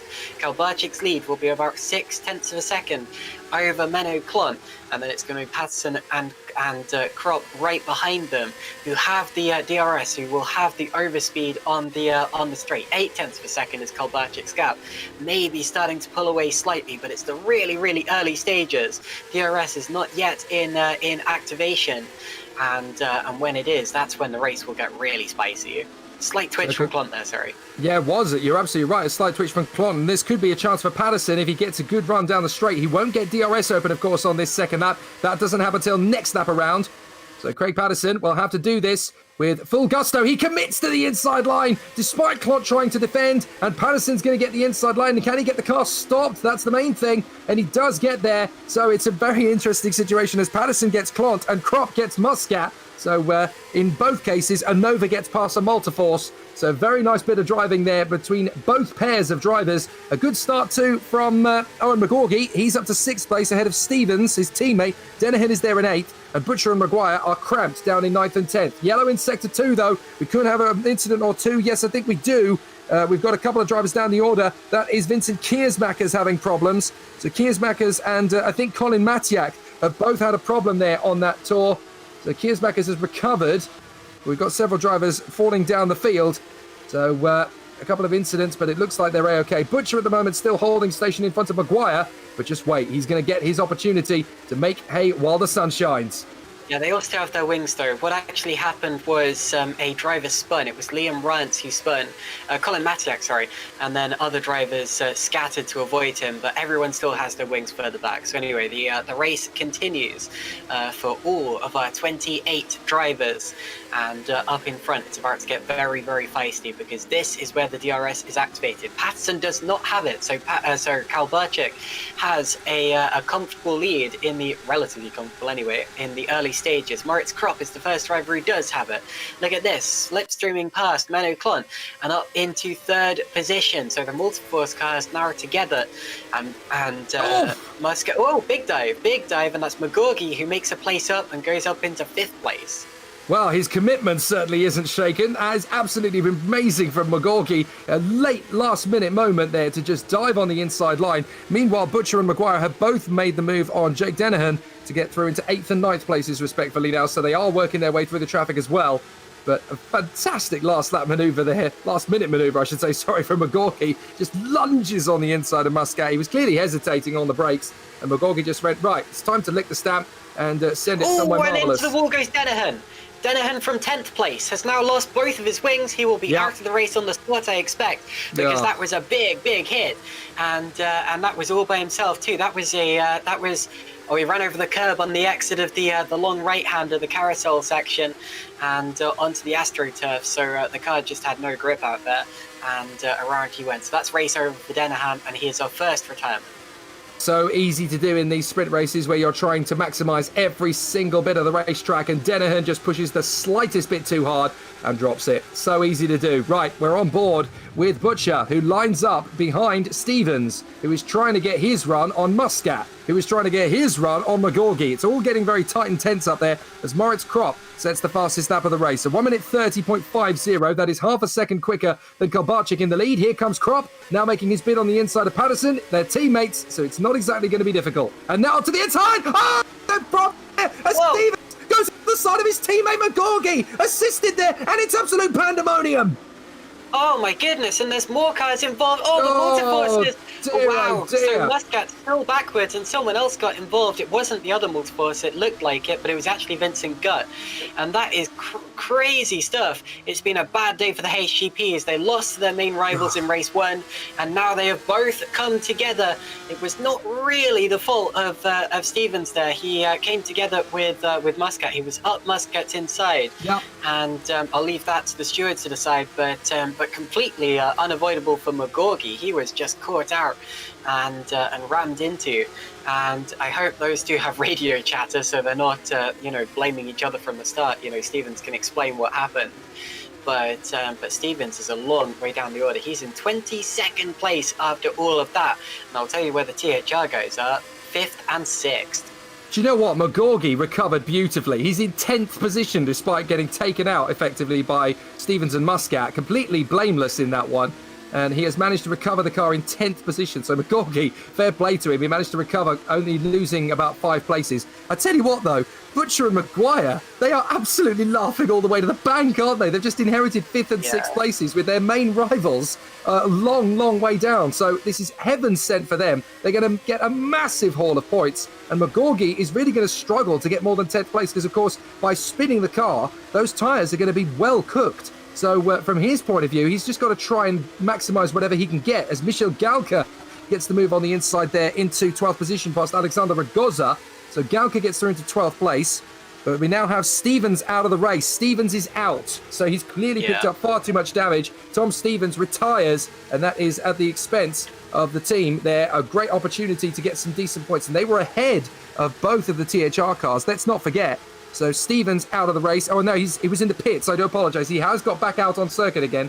So Stevens is running down to the back. Oh, and McGorgy nearly throws it away. Did you see that? Goodness me, just chucks it on the curb. And he was so lucky to get the car pointing in the right direction.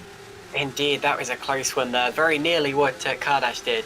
Now, in terms of the collision, I don't want to exactly say who I blame for that because I want to leave it up to the... I want to leave it up to the stewards, of course. What I will say, you shouldn't be moving in the braking zone. You know, you really shouldn't. I'm not going to say who that's aimed at, but you can't move in the braking zone like that. But anyway, the race continues. Krop, Patterson and Clunt are chasing each other down the straight. DRS will open on the back of Patterson and Clunt. Now, Patterson, I don't think will come back at his teammate. They seem to swap places pretty decisively, and Krop has seemed to be the quicker driver today, although Patterson also very quick in his own right. I think it's all going to be about fending off Menno Clunt at this point in the race. The THR guys chasing them down as well, both gaining hand over fist, and they are going to be even tougher to fend off than the rest of the pack following them through. So Nova Finlandia there. Confusing because there's an FC team of the same name as Nova. But yeah, Nova Sim Racing have 2 cars on the podium here, and the other car on the podium is Jakub Kalbacek. I think they've left Stevens out in order to try and take a point away from THR because Chris Butcher currently has the fastest lap of the race, a 1:30.0. I reckon they've put Tom Stevens out there essentially to try and steal the fastest lap point away from their opponents, because if Stevens out there on a clear track with the red mist down, he can actually get a fast lap in and the others won't be able to touch it. But he needs a tow down that back straight to make that work, and it's not going to happen. So Clont is now battling away with Butcher. Butcher can now open up the taps. This is what he's good at. He's able to get into a decent situation, and now he's going to have DRS, no problem at all in behind Menno Clont. So he's going to have a moment or two coming his way now as Michel Galka. And, there's been a spin for Carlos Fernandez. Fernandez has had a moment there, so Fernandez has gone around in the battle for the lower end of the top 10. And here comes Butcher. He's going to slingshot out with Clont. He actually goes left. That's interesting, but he's obviously got a plan. It didn't work, though, because he missed his braking point. So Butcher actually forced off there, off his racing line, I should say, by Menno Clont. Maguire doesn't go for the overtaking move, but actually Menno Clont outfoxes Chris Butcher. Wise decision. Fernandez has retired, I'm afraid. He had a big impact into the wall, so that's race over for Fernandez, who, in fairness, had actually done a good job to get up into that position, considering he started right down the order. And, he was in the 20s, and then he got up into almost 10th position. So, good job from him, but sadly, his attempt will be fruitless due to that accident. And I think something happened to Moritz Krop, did it? No? Yes? No, he's okay, sorry. It looked to me as if he was having... It looked to me as if he was having a lag spike. Sorry, I think it's okay. It may have just been me. But anyway, Patterson under attack from Clont on the exit. They're going side by side down towards turn 1. And look at that. Look at Butcher. Butcher almost made it 3 wide. Should know better than that. That's almost exactly the situation he was in race 1. Same teams and everything. Oh, and look at Maguire in all of that. This is close on the exit. Maguire's still with his nose there on his teammate, almost being a hindrance to him there.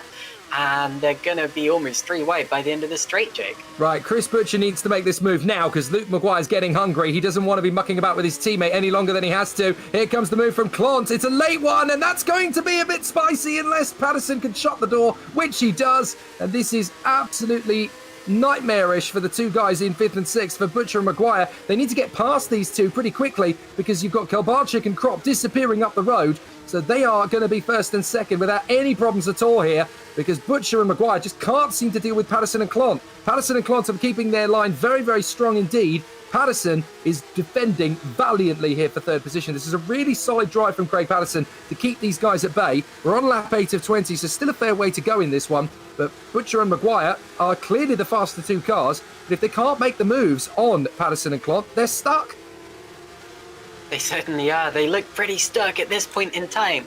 I'm surprised the Butcher wasn't able to have a proper go at Clont on that last lap, although Clont was pretty... Oh, getting over the AstroTurf there, little twitch. That's going to give Butcher the advantage. Let's see what they do through turns 1, 2, and 3.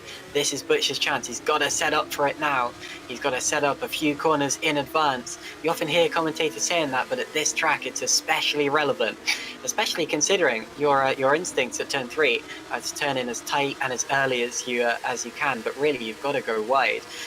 Because it'll help you on the exit, and he's got the overspeed, he's got the DRS open, and he'll have a run up towards turn 3 now, turn 4, and defensive goes Clont, but he's going to run wide, slightly wide. Butcher actually leaves it even wider. There's a bump on the inside. I think he may have been avoiding that. He's got to run on the exit, but surely he'll have to back out of that. Surely, there he goes, and Clont makes the corner only just. Meanwhile, Magorgi just passed Gajowski for 9th, and he's spinning. Magorgi's gone around. Magorgi on the inside. No. And everyone's going to avoid him. He's actually going to keep it he's only lost 1 place in all of that. But yeah, his race going from bad to worse. And that was all by himself on the raid. The Super Cup Championship leader could not be having a worse day at the office after being completely manhandled by the THR squad in race 1. He's not even able to get himself into a race-winning position in race 2 as he has to keep being ping-balled off the wall with Flotsam and Jetsam, and now he's dropped it on his own, just trying to make up for lost time. It's a big problem there for Owen Magorgi, and he's not going to be a happy chappy when he gets out of the car at the end of this one. It's certainly his worst race of the season thus far, Owen Magorgi. He's been solid and consistent throughout up to this point, but this is a race to forget for the championship leader. For Luke Maguire in P6, he and Chris Butcher have got to do some work here because they need to get past Patterson and Clont to maximise this opportunity. It's very rare to see Magorgi outside the top 10. It won't happen many times this season because Magorgi is strong in every area. So they need to maximise this opportunity. Here comes Butcher. He's going to try and push on to Clont. Down the back straight. He goes left. That's where Clont sends him. He's going to try and squeeze in to the inside of the braking zone. Butcher cuts across, and a big slide from Clont, and that's Butcher on the outside. Lovely move. He's got him. Really surprised they didn't come together there. It looked as if Butcher was going to turn in on Clont. It looked as if Clont was going to slide into Butcher. Neither of those things happened, so good respectful racing between the two of them. And Maguire is next to have a swipe. Meanwhile, at this rate, Moritz Krop is going to catch Kalbarczyk next lap, potentially. Maybe at the start of the lap after that, but Krop is catching hand over fist. His last lap was something like 0.3 of a second faster than Kalbarczyk. His lap prior to that was about half a second faster than Kalbarczyk's. So he is gaining and gaining, and this lap it looks to be more of the same. It might even be faster than that. We'll see as he crosses the start-finish line. But he is very soon to be in DRS range as Patterson and Butcher, Clont and Maguire continue to battle up behind. Yes, indeed, the lap that time around, it was closest to 0.3 of a second between Kalbarczyk and Krop, with Krop gaining that much. So Krop is properly attacking, and he is going to be within DRS range, not this lap, but next lap. And we've still got half of the race to go, Jake.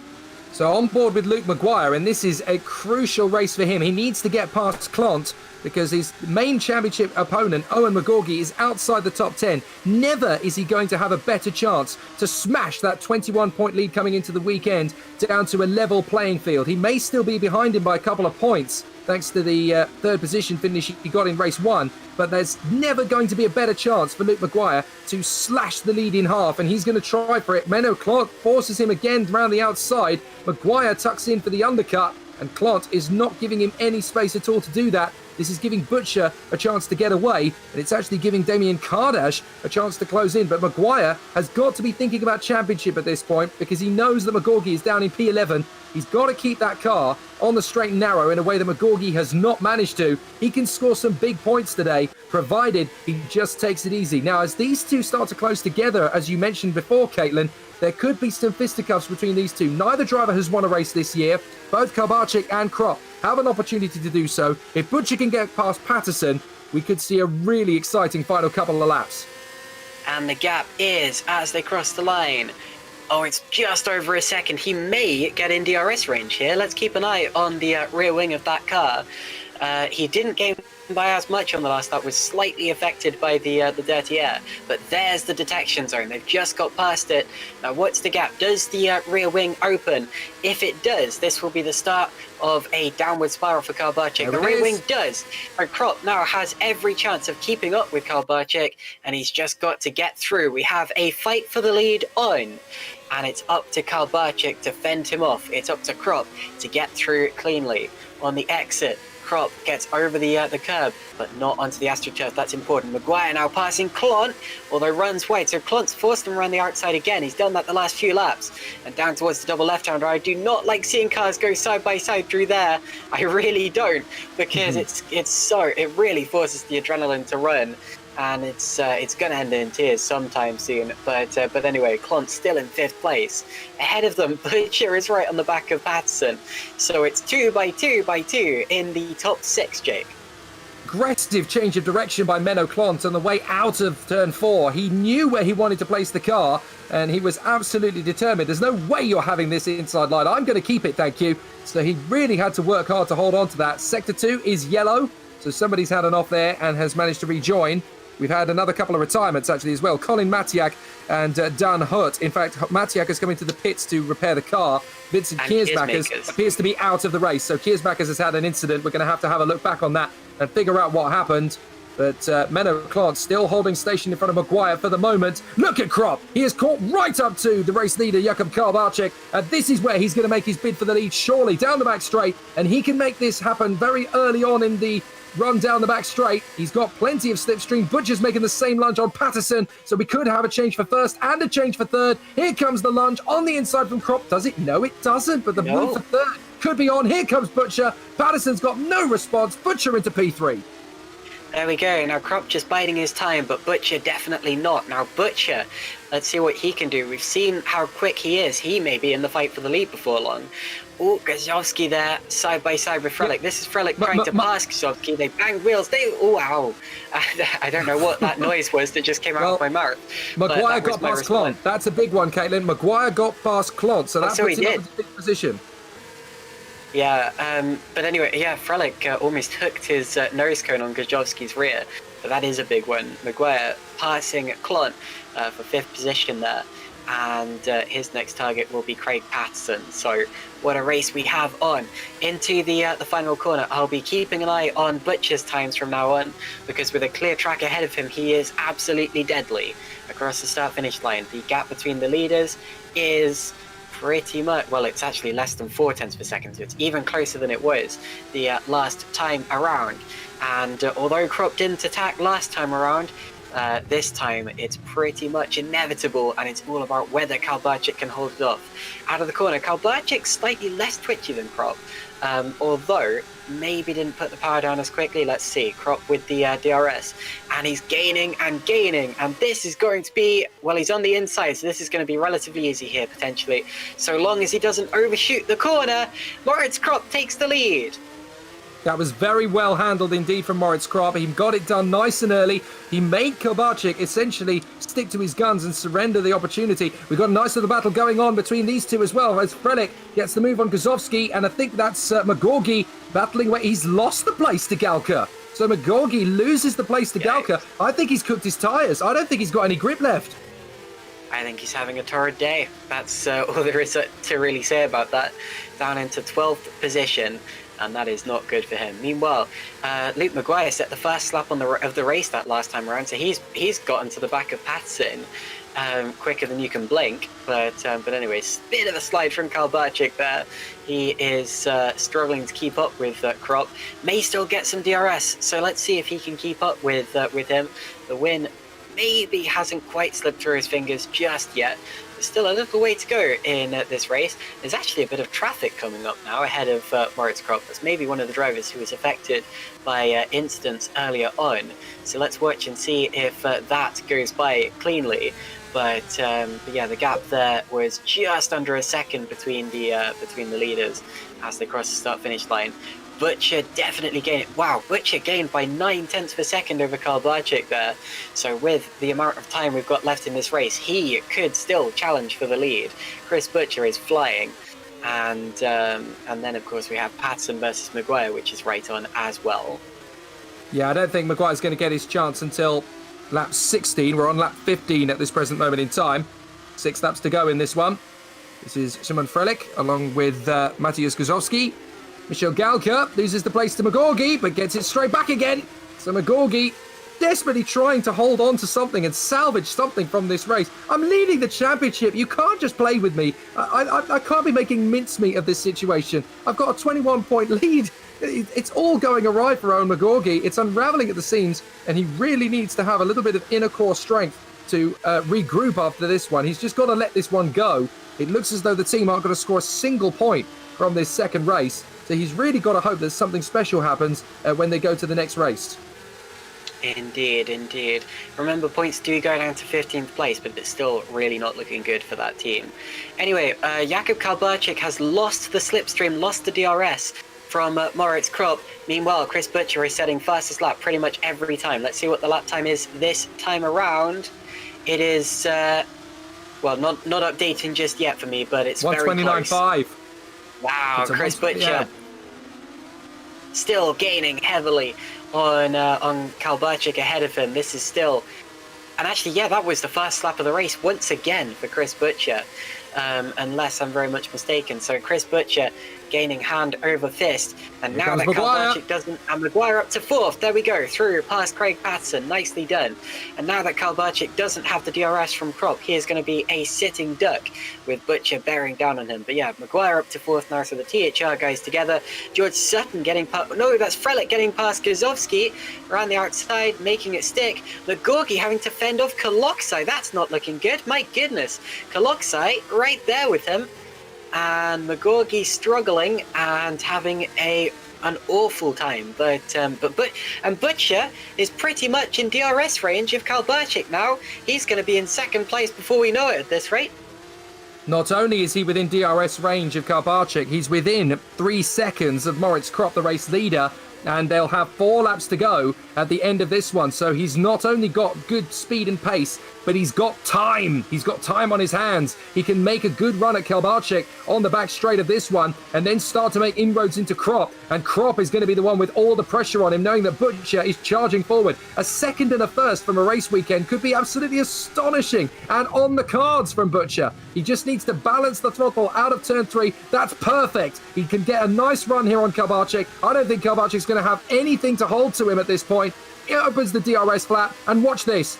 Butcher is just going to make it so easy. Kalbarczyk will want a podium, so he's not going to fight Butcher too hard here. He lets him go. Butcher's got second. He may still have a crack at the win. And I tell you what, Luke Maguire just set the fastest lap of the race. Could he still have a swipe at the podium positions? It's going to be tough. He's 3 seconds back, and there's not many laps left in this race. But potentially, and this is great stuff for the from the THR guys. They are probably going to lead the team's championship after this round, as Guzowski is coming back. Well, no, having to fend off Michał Galka there. Galka very nearly getting through into 10th place. That was close. Further behind, Koloksai's past Magorgi. Goodness me, terrible race for Magorgi. I know I've said that a lot, but there's no other way of putting it, because Koloksai is now 12. P13 for the championship leader. It just goes from bad to worse, and he just doesn't look at the way we watch him on board. He just doesn't look settled in the car at all. That contact that he had from his teammate early on in the race, it's clearly upset the balance. Look, he's got absolutely no possession on that car at all. It just snaps away from him without warning, and he loses another place now. So he's now dropped to 14th place behind Ragoza. So there's absolutely no grip in that car at all. Ragosa 14th. Next driver behind him is Vincent Gut. And actually, I've been relatively impressed by Gut today. He's had the pace. Slight twitch from Butcher, but he continues to extend away from Jakub Kalbarczyk. Kalbarczyk's still going to have the DRS here. Butcher's gap to Krop ahead is 2 seconds with 3 laps to go. That's going to be tough, but it's definitely Krop versus Butcher for the win in this race. Butcher's last lap was slower than Krop's, but only because he had to fight his way past Kalbarczyk and lose that time in the first sector. Right, here we go. Behind as well, Maguire's last lap. Not sure why Maguire lost a little bit of time himself that last time around. Possibly made a mistake in the last sector.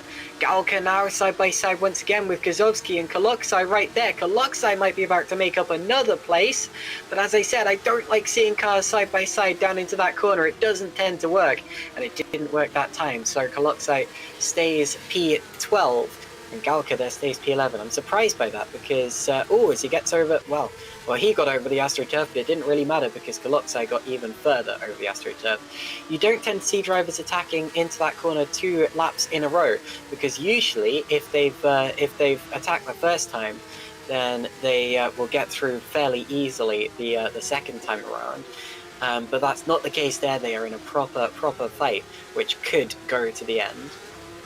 2 laps to go, and it's all about Moritz Krop in front of Chris Butcher. The gap is 1.9 at the line. So it's going to have to be a qualifying lap from Chris Butcher to get close enough to Moritz Krop to challenge him into the DRS zone down the back straight. And it looks to me as though all Moritz Krop essentially has to do is just keep his nerve here, and he's got the victory. Well done to Jakub Kalbarczyk in this race as well. He hasn't lost his cool. He's there in third position. He's got pressure, of course, from Luke Maguire. So there's still going to be a little bit of pressure towards the end of this race. It's not done and dusted yet for Kalbarczyk to be on the podium, and it's not done and dusted for Krop to win this race. There is still one final sting in the tail coming if they are not prepared for it, as Kaloksai is now going to try and get his move on Galka. So Galka trying to swarm around, and they've got... Sorry, that was Maguire getting very sideways. He's just held it. Save of the day for Luke Maguire. Wow. As he got very, very sideways. He was smoking all the way around that corner, and I thought that he was going around for absolute sure. But he has not lost a place in all of that. He won't have another opportunity to fight for the third place, but really good save from Luke Maguire. Meanwhile, I think Krop has very much responded to the pressure from Chris Butcher. He's now going onto the penultimate lap of the onto the final lap of the race, it will be. And his lap times have improved dramatically since Butcher got past Kalbarczyk. It seems that he was just he wasn't really pushing as much as he could have done because he didn't really need to. And then as soon as Butcher passed Kalbarczyk, he was like, right, I've got to put the power down, got to start accelerating, because he knew how quick Butcher was. We've lost Mitchell. Mitchell's out of the race. Yep. And Hrelenovic too, so there's been some kind of incident further back. They're both out. So Hrelenovic, Mitchell, Rance, Kiersmakers, Hurt, Fernandez, and Denahan are the retirements from this race so far. Gut has lost out to Tom Ely, so Tom Ely gets the final point for the moment. McGorgy is under pressure of dropping out of the points, so he's got to try and keep it together. Here's Clont trying to get around Patterson. Patterson still hanging on to P5 behind Maguire.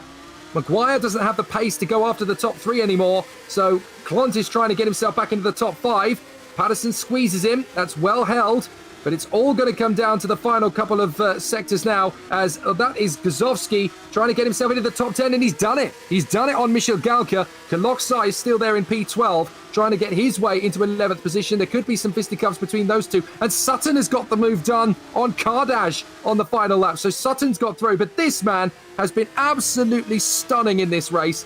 When all the pressure was on him, he has kept his cool, and Moritz Krop is going to come through for his first win of the Supercup season 2021. Out of the final turn, take a bow. Moritz Krop, he's been absolutely perfect in this race. He takes the win, as you predicted, Caitlin. Brilliant job from Moritz Krop. He wins it. Chris Butcher, though, in second place. He is, for me, the driver of the weekend. And across the line, in third position, Jakub Kalbarczyk takes a well-deserved podium. Maguire fourth, and McGorgy out of the points. Absolutely astonishing. It's not often that I get my predictions right, but I tell you what, it was his racecraft that won him this race. He was absolutely perfect there, especially in wheel-to-wheel combat, which he had his fair share of earlier on in this event. So that was really good from Moritz Krop. Magorgi there does still pick up a couple of... No, he doesn't. He's missed out. Look at that. Gut's got him. So Gut gets him for P15. Owen Magorgi, our championship leader, providing, of course, there are no penalties applied after the race, which is still a possibility, picks up no points from the second race here. And that means that, well, I'm not sure if the championship lead has quite changed. It may well have done.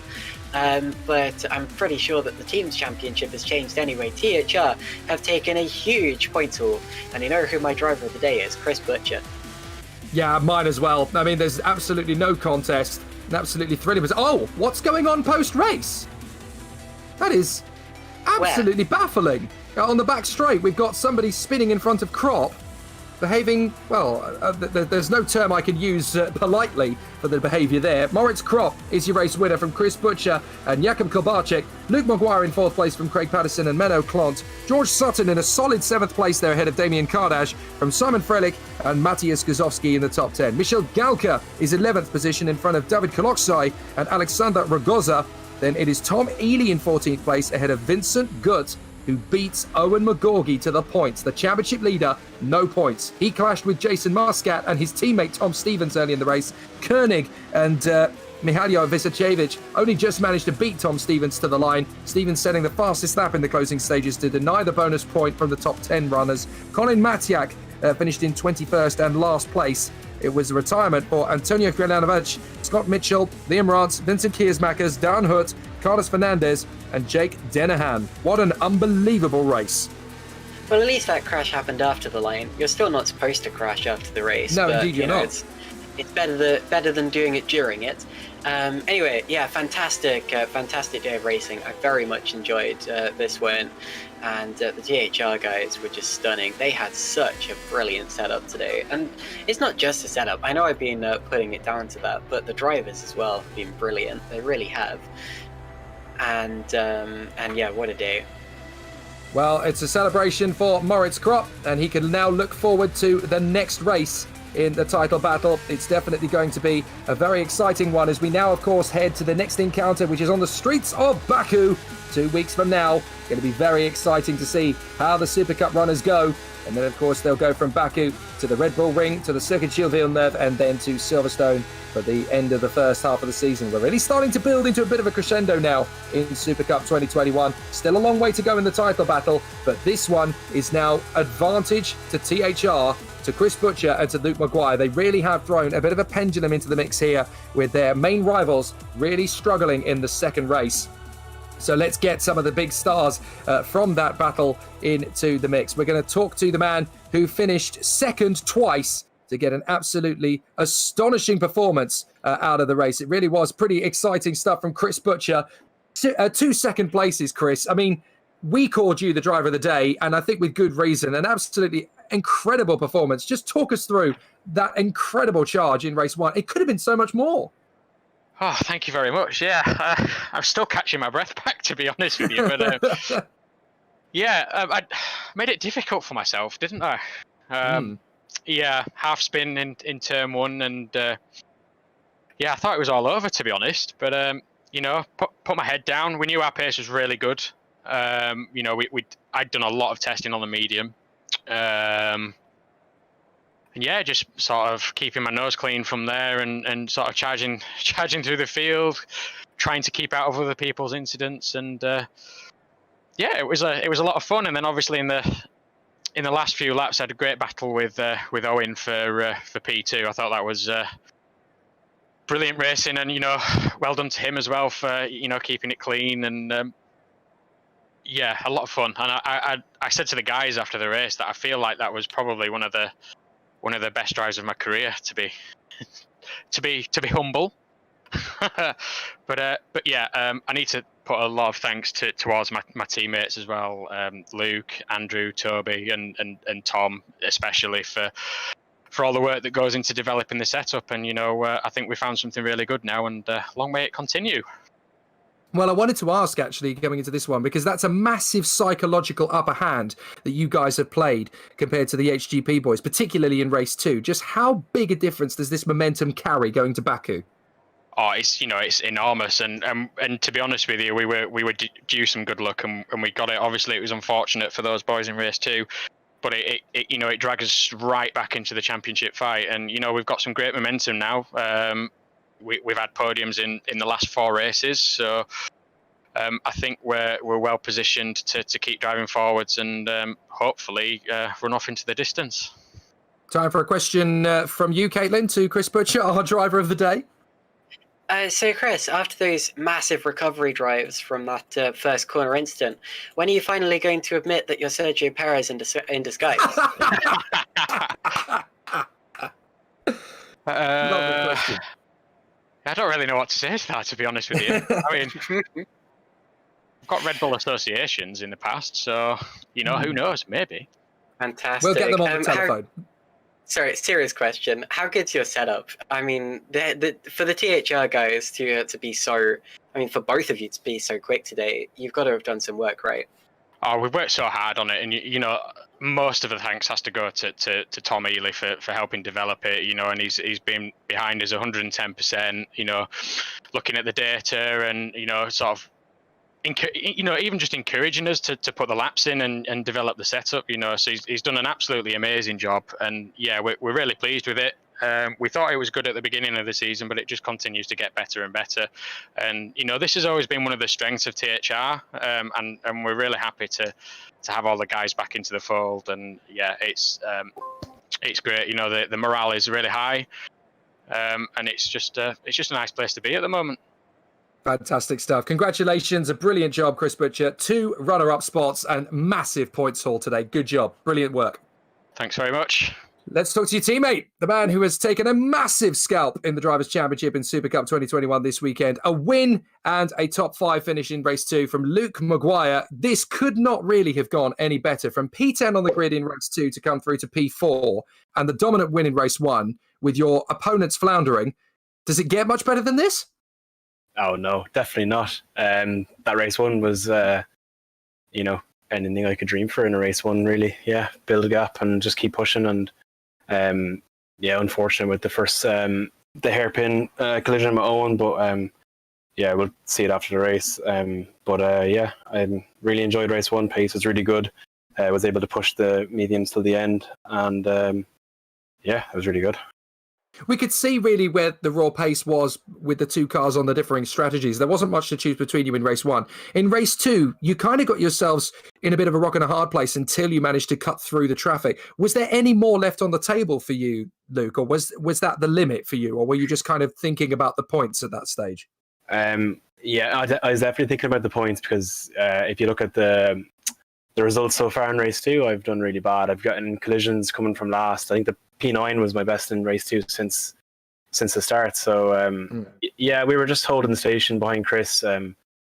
Chris' pace was really good, so I was happy enough. If he couldn't pass, I probably couldn't pass either. So we were happy enough to hold station. And I think I collided with someone in the last couple of laps, and I had a bit of crabbing in the car. That's why you might have saw me spinning and stuff.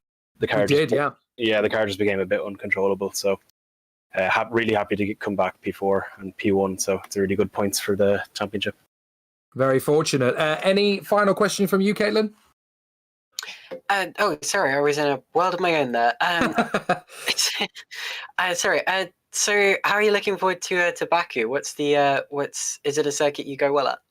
I really like Baku. Yeah, it's a really fun track, and looking forward for Tom Ely to make me a good setup for it, as he's doing really well lately with the setups. And I just want to say thanks to Toby Davis and David Carter for engineering me in this race. They did really well. Sensational stuff. Brilliant performance, Luke. A win and a top 5. Couldn't really have gone any better. Congratulations. Good job. Cheers, guys. But now there's a big moment for our man who took the victory in race 2. Moritz Kropp kept his cool, absolutely under pressure in race 2. That was such a solid drive from you, Moritz. Congratulations. Just talk us through such a hectic race. Yeah, so basically we tried to, save the tires a bit. We knew before that the tires are going off quite a lot at the end, and we just tried to hold on to them the whole race, really. And I decided to go past Kabolchik in the, I think, lap 15 it was, as Chris Butcher overtook Craig. And yeah, from then on, I try to push as much as I can with my fresh tires, and yeah, suddenly it worked. So I mean, it was very, very measured in terms of the pace. Is this the unlocking of the raw pace that you've got in this car? Do you now know and have confidence in what the car can do on those tire stints?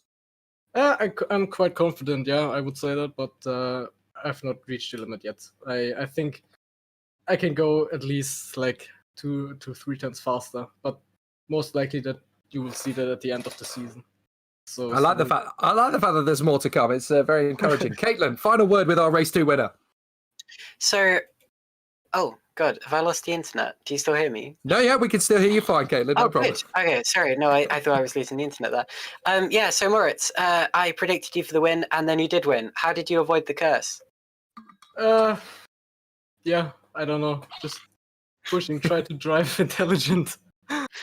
Serious question now. The Baku circuit, how difficult is it? Sorry, not Baku. I meant Buddh. Whatever. I feel quite good there. It's one of my favorite tracks. If you get it right, it's really satisfying, actually. And yeah, I mean, the track is really hard at the beginning, but as soon as you get used to it, it gets fantastic. easier Well, you certainly seem to master it today. Terrific job. Thank you very much indeed, Moritz Kropp. It's great to hear from you, and congratulations, your first win of 2021. Brilliant job. Thank you very much. See you. So we obviously have a busy schedule still to come. 2 weeks from now, we go to Baku. It's going to be interesting to see how it plays out, Caitlin, especially now that Magorgi and the HGP team are on the back foot, and it's all very rosy for THR. I'm really looking forward to it. Baku is one of my favourite circuits as well, even though it does get a little bit hectic, very tough on the brakes. We've seen that in the past in Supercup. Yeah, looking forward to it, and I can't wait for 2 weeks' time. Me neither. A massive thank you to Caitlin Penny for being with me in the commentary box once again, and to Heigo Poom again for bringing us the brilliant coverage from the broadcast direction booth. It could have gone one or two ways today. THR have stood up and paid attention and given a massive answer and response to Owen Magorgi's early form. What can they bring to Baku? We will find out on the streets of Azerbaijan. I'm Jake Sanson. Thanks for watching. We'll see you again for Super Cup in 2 weeks' time. I'll be back for Super League a week from now.